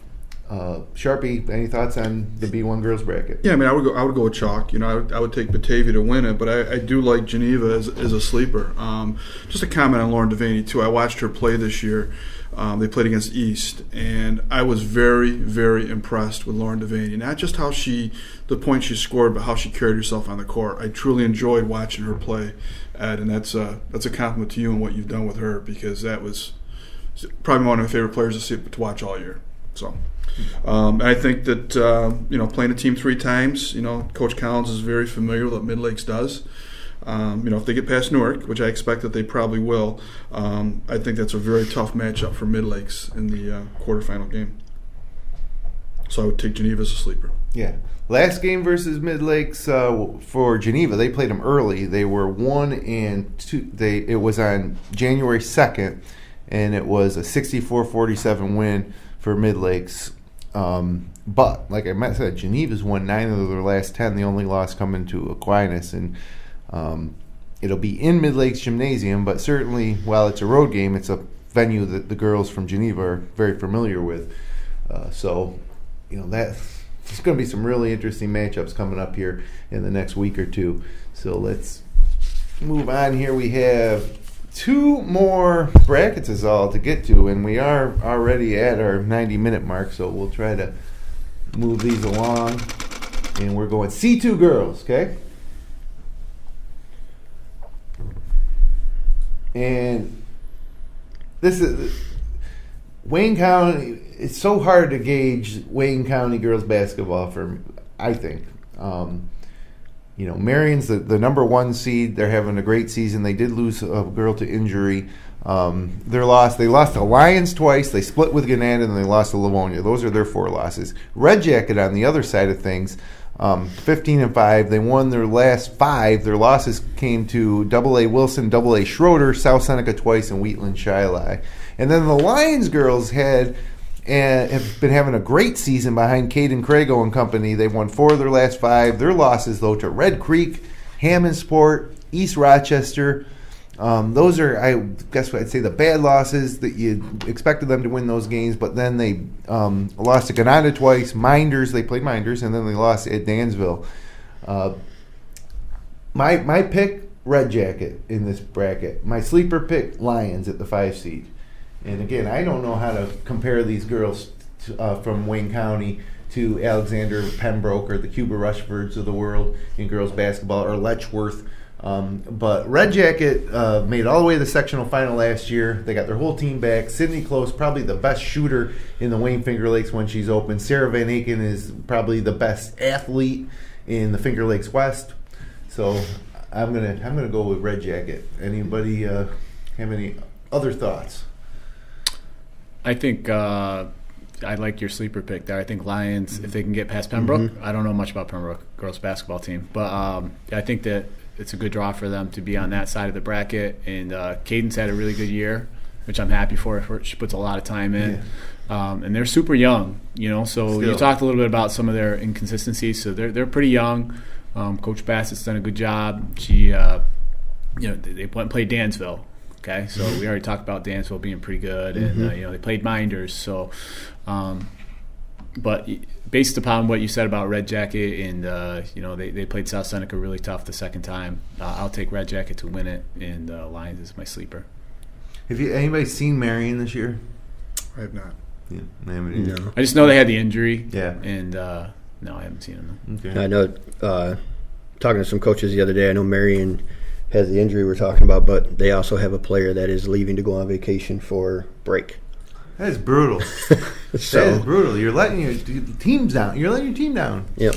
I mean, for me in the bracket, I see a Red Jacket Lions final, and that so it could be interesting the experience of Red Jacket, what they bring to the youth of Lions. Sometimes being young isn't a bad thing because you don't know better. Right. It's true. Right.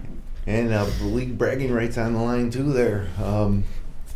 Wayne County and the Finger Lakes West girls are very similar in a lot of ways. Usually top heavy and some really, well respected programs in Geneva and South Seneca at the top, and then other programs trying to make a name for themselves, like Lions which they've had success in the past, but it's been a few years trying to build it back up.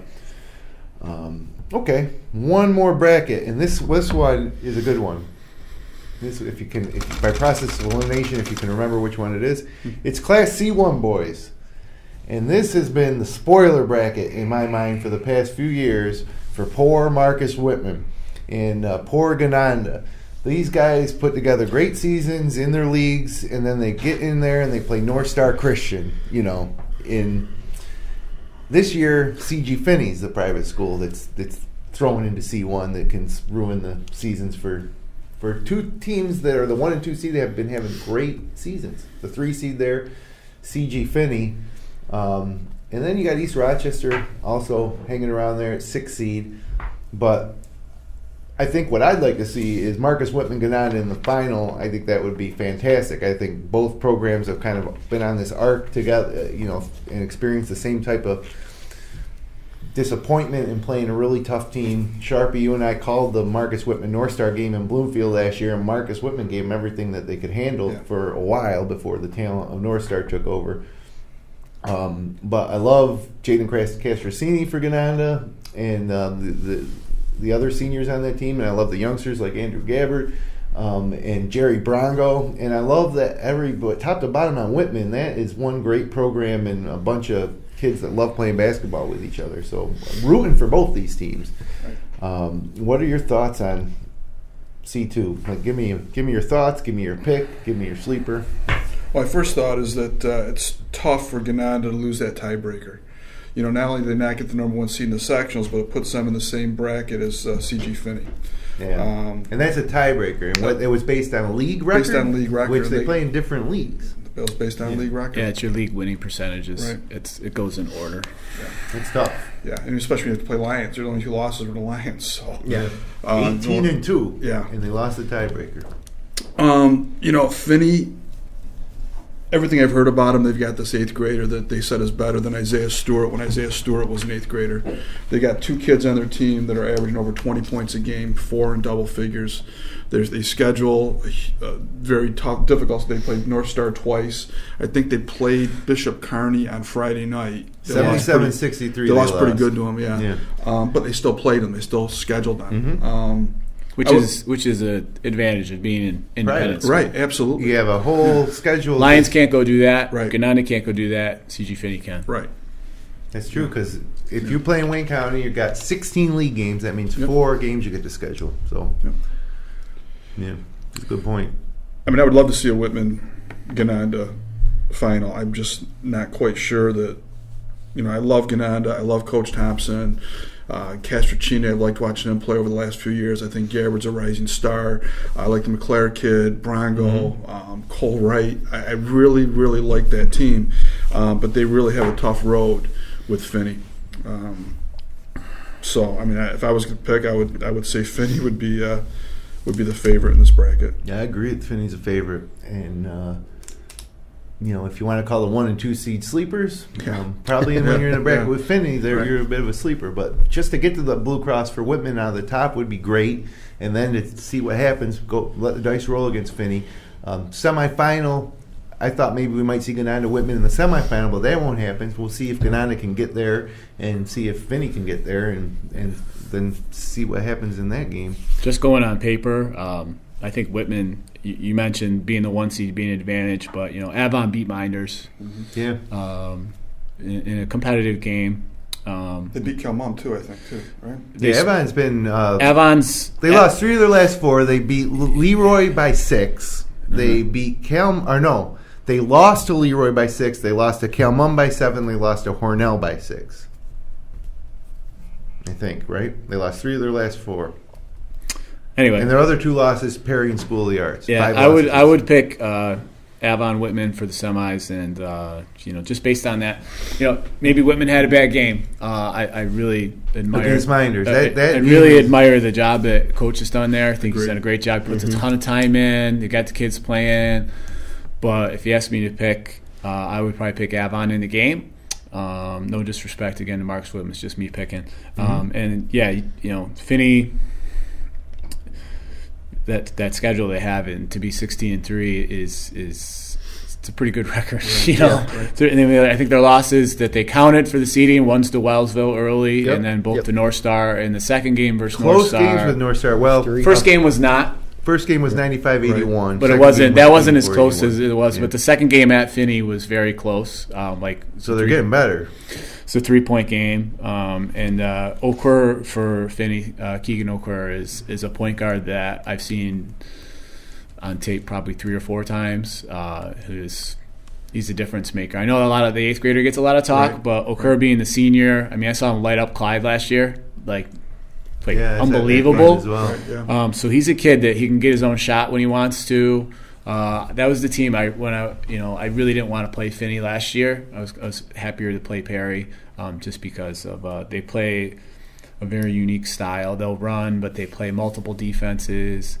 They do a lot of. So what's the difference between this year's Finney team and last year's Finney team? Is it the 8th grader that's on there, and just the fact that? Well, they had I think the all-time 3-point shooter in Section 5 history. The number of makes that graduated last year for Finney. He left the school last. Right, he's done. Max Harris, I think his name was. Yeah. I don't know. I don't remember too much about particulars, but I just think.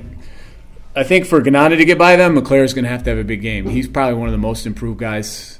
I mean, from his junior year to his senior year, he's much improved. But generally not a guy that has big offensive games. I just think he's going to have to dominate in the paint in that game. But I do think they get there. I think it's a great game to watch. I mean, if you like basketball, it's going to be up and down game. Yeah. Coach Thompson likes to play up and down. Right. Castrocini's had a great year.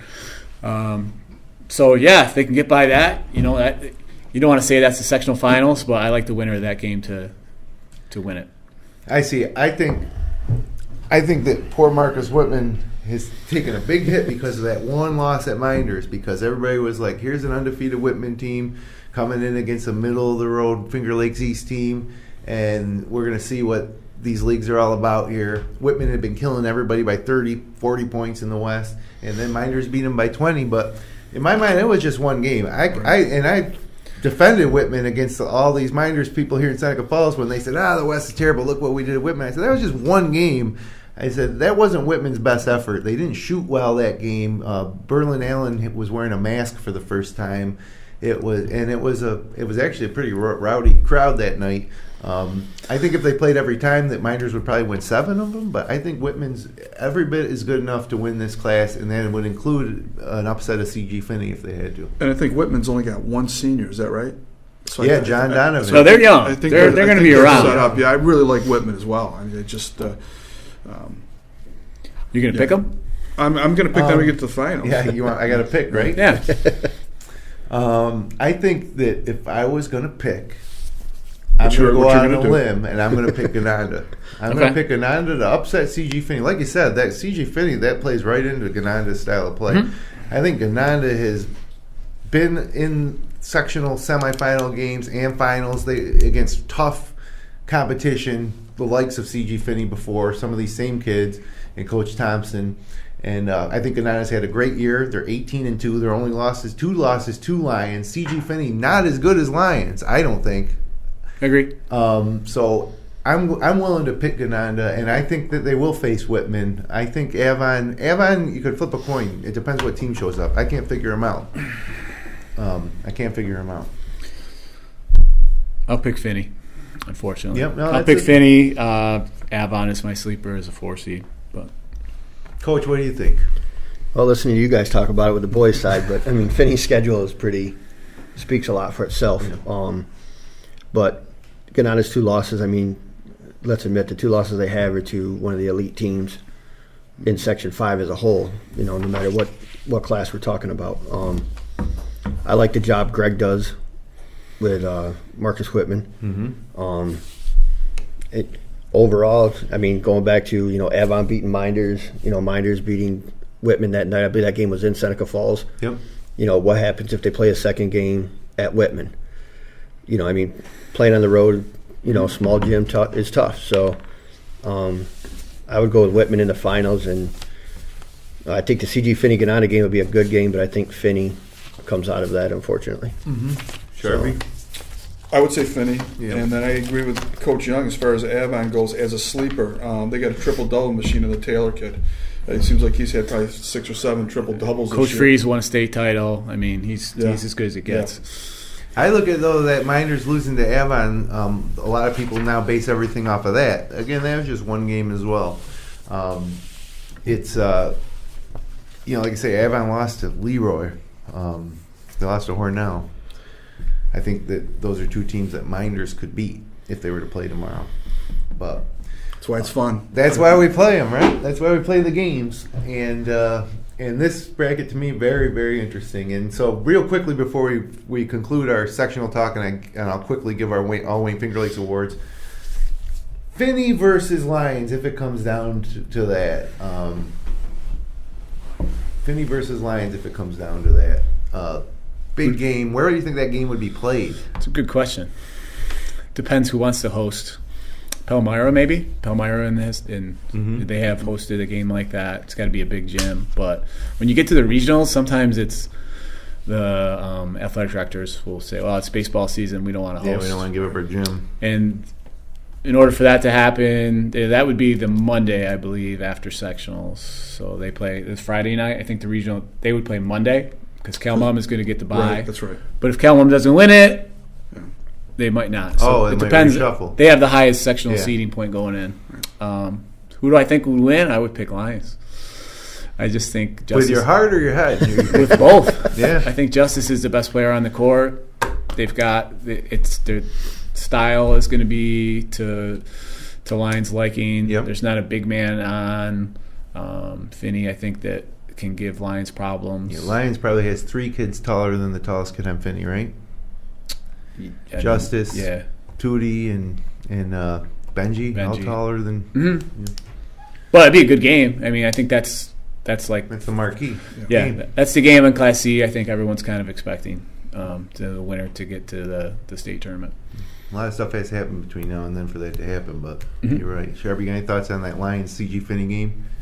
I can't. I hope that it comes down to that because I'd love to watch that basketball game. I would go with Lions if they come and they play with intensity for 32 minutes. If they take any kind of time off, I think they're going to be in trouble because I just don't see Coach Marchand letting his kids not play 32 minutes with intensity. I mean, he's one of the most intense coaches that I've seen. Yeah, he is. Gives a great fist pump during the game. I've seen him on tape. It's like he's like Tiger Woods when they make a three sometimes. Yeah, he gets pretty pumped up. I would take Lions because Justice Smith will be the best player on the court. Yeah. A lot of times that's what it comes down to, guys, in these games. Yep. You know, if you have the best player, you usually end up on top. Okay. Well, speaking of best players and best coaches and everything else here, I think it's time to give our All Wayne Finger Lakes End of the Year awards. Sometimes we've waited till after sectionals to do it. I think a lot of people lose interest if their team doesn't win, so I figure we'll start doing it like everybody else and give them at the end of the regular season here. 2 top first team, second team, 6 on each, some honorable mentions, and our Coach of the Year. Let's start out with the girls, and I'll just throw them up here right now for you. Player of the Year, Elena Forbes. From Mid-Lakes, I guess no surprise there, although there's tons of candidates for that. It's just, I think when you look what she's done over the past 2 years and, her becoming her school's all-time leading scorer, I think that Sydney Jones was the player of the year for us 4 or 5 years ago, and Elena broke her records. So then you look at the first team, Katie Smythe at Palmac, Lauren Devaney, who we talked about earlier, at Geneva. Autumn Coons, who if you haven't been paying attention to the box scores out of Naples, she scores 95% of her team's points. So that means if Naples scores 40, she usually has 37. So she's been doing a great job for Naples. Izzy Wilbur from Red Creek, she was in the news last year around this time for a lawsuit and trying to get her to be able to play in sectional games despite the suspension. I think what happened, though, was she ended up serving a suspension, but it was for soccer in the fall. You know what I mean? But anyways, that's neither here nor there. She's been averaging over 40 points a game for the month of February, probably since mid-January on. She's just a sophomore. Started playing varsity as a 7th grader. Sarah Van Aken, Red Jacket, really entertaining player to watch. And then Jay Parsons, the center for South Seneca. That's your first team. Second team, Peyton Daffler from Gananda, Caden Crago from Lions, Jenna Mack from South Seneca, Jenna McDonald, Carol Walker, the sophomore, standout for Mid-Lakes, Sydney Close, another Red Jacket Lady Indian, and then Phyllis Reed from Wayne. Round out your 2 first and second team. Honorable mentions, Macy Kisner, Alexa Glanzel, Maddie Barnett from Minders, Danielle Gorlich from Romulus, Peyton Comfort from Penn Yan, Mackenzie Kratzley from Dundee, quietly helping that program have a little bit of a resurgence. Mackenzie Barber, just a sophomore at Waterloo, Eliza Nicosia at HAC, Emma Drake, Fatima Finley, 1,000 points this year in Sodus, and Samantha Lewis at East Rochester. Coach of the Year, Heather Mott, 1-loss season back in November. They lost to Wheat Sport. They won every other game. That program, after going to 2 state title win, 3 sectional titles, they're poised to win another one. It's just, I feel like South Seneca, the job she's done at South Seneca this year and coming off the heels of the success they had, I think that she deserved to be the Coach of the Year this year. But some honorable mentions here, Karen Mewison at Gananda, Dan Harris at Pelmac, Kristen Bassett at Lions.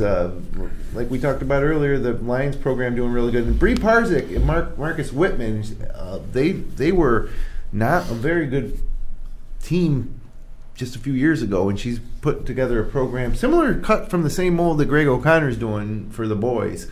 A big community. There a lot of community involvement from those girls, and Mandy Ryan, probably the best player on that team, just a sophomore still. So we might see more from Coach Parzik. Did I screw anything up here, guys? You see anything in there that you're like, oh man, I don't want to forget anybody? I mean, it's tough. We used to go 5 deep. We used to do 5 teams. You'll still get somebody mad at you. Yeah, that's what happens. So I'm like, screw it. Let's just go with it. You're never going to make everybody happy. Yeah, so it's tough. These individual player awards are tough because a lot of A lot of parents get up. We get emails from parents, but you guys know all about that, I'm sure. So let's look at the boys here and our co-players there. We couldn't decide.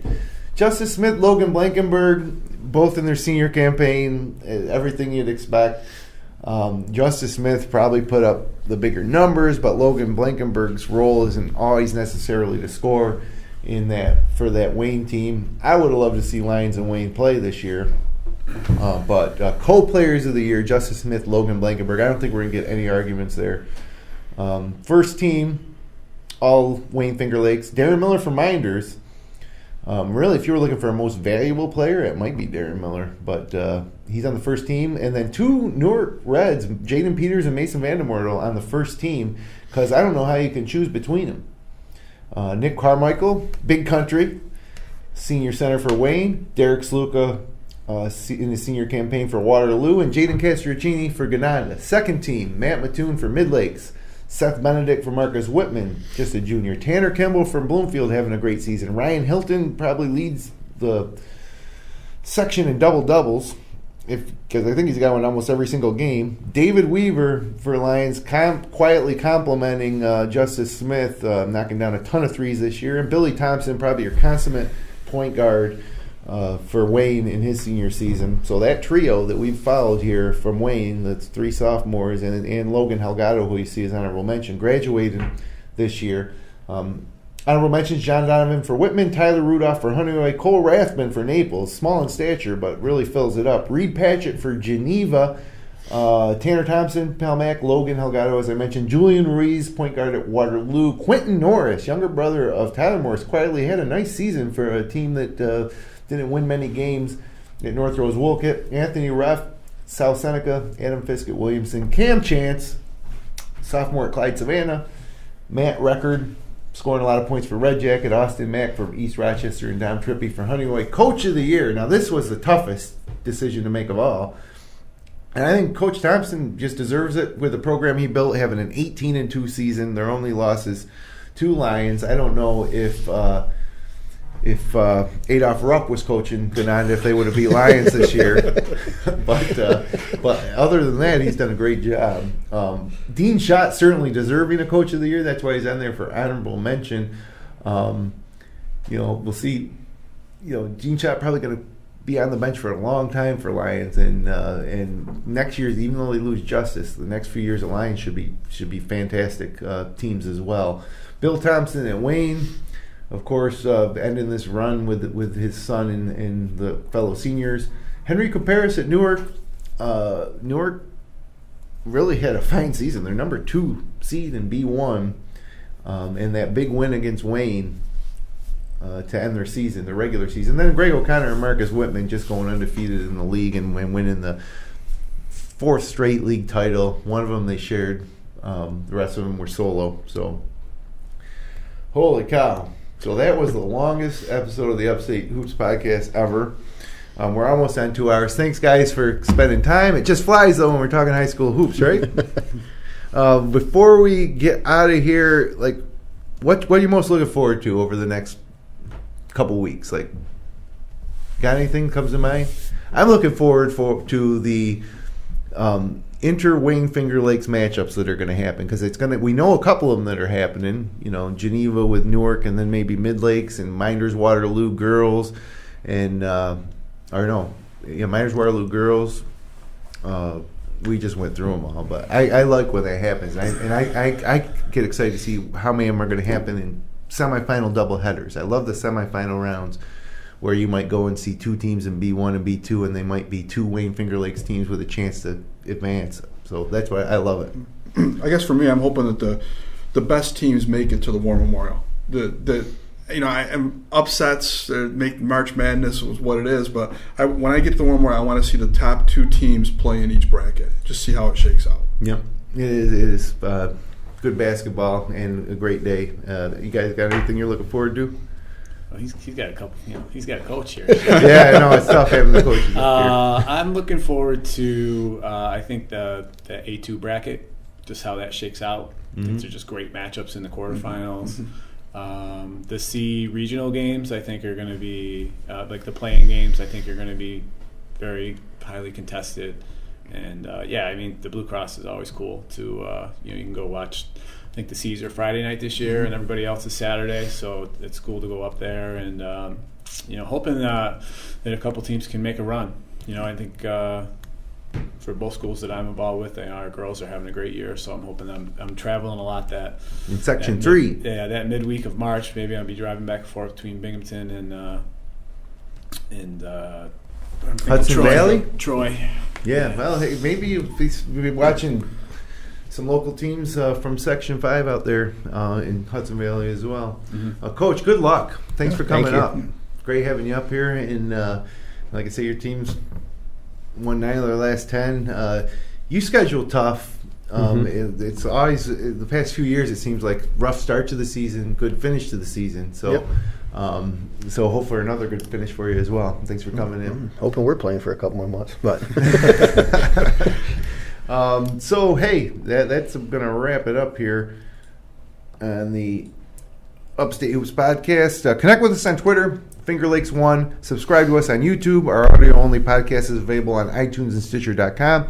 Archive episodes are available at fingerlakes1.tv, and this podcast airs weekly on Finger Lakes TV Spectrum Channel 1304. You can also find our show, live stream games, and local news, weather, and sports 24/7 on the free fingerlakes1.com Android or iPhone app. Thanks for joining us, and to all the Wayne Finger Lakes boys and girls teams as they make their runs at a sectional title. It all starts this week.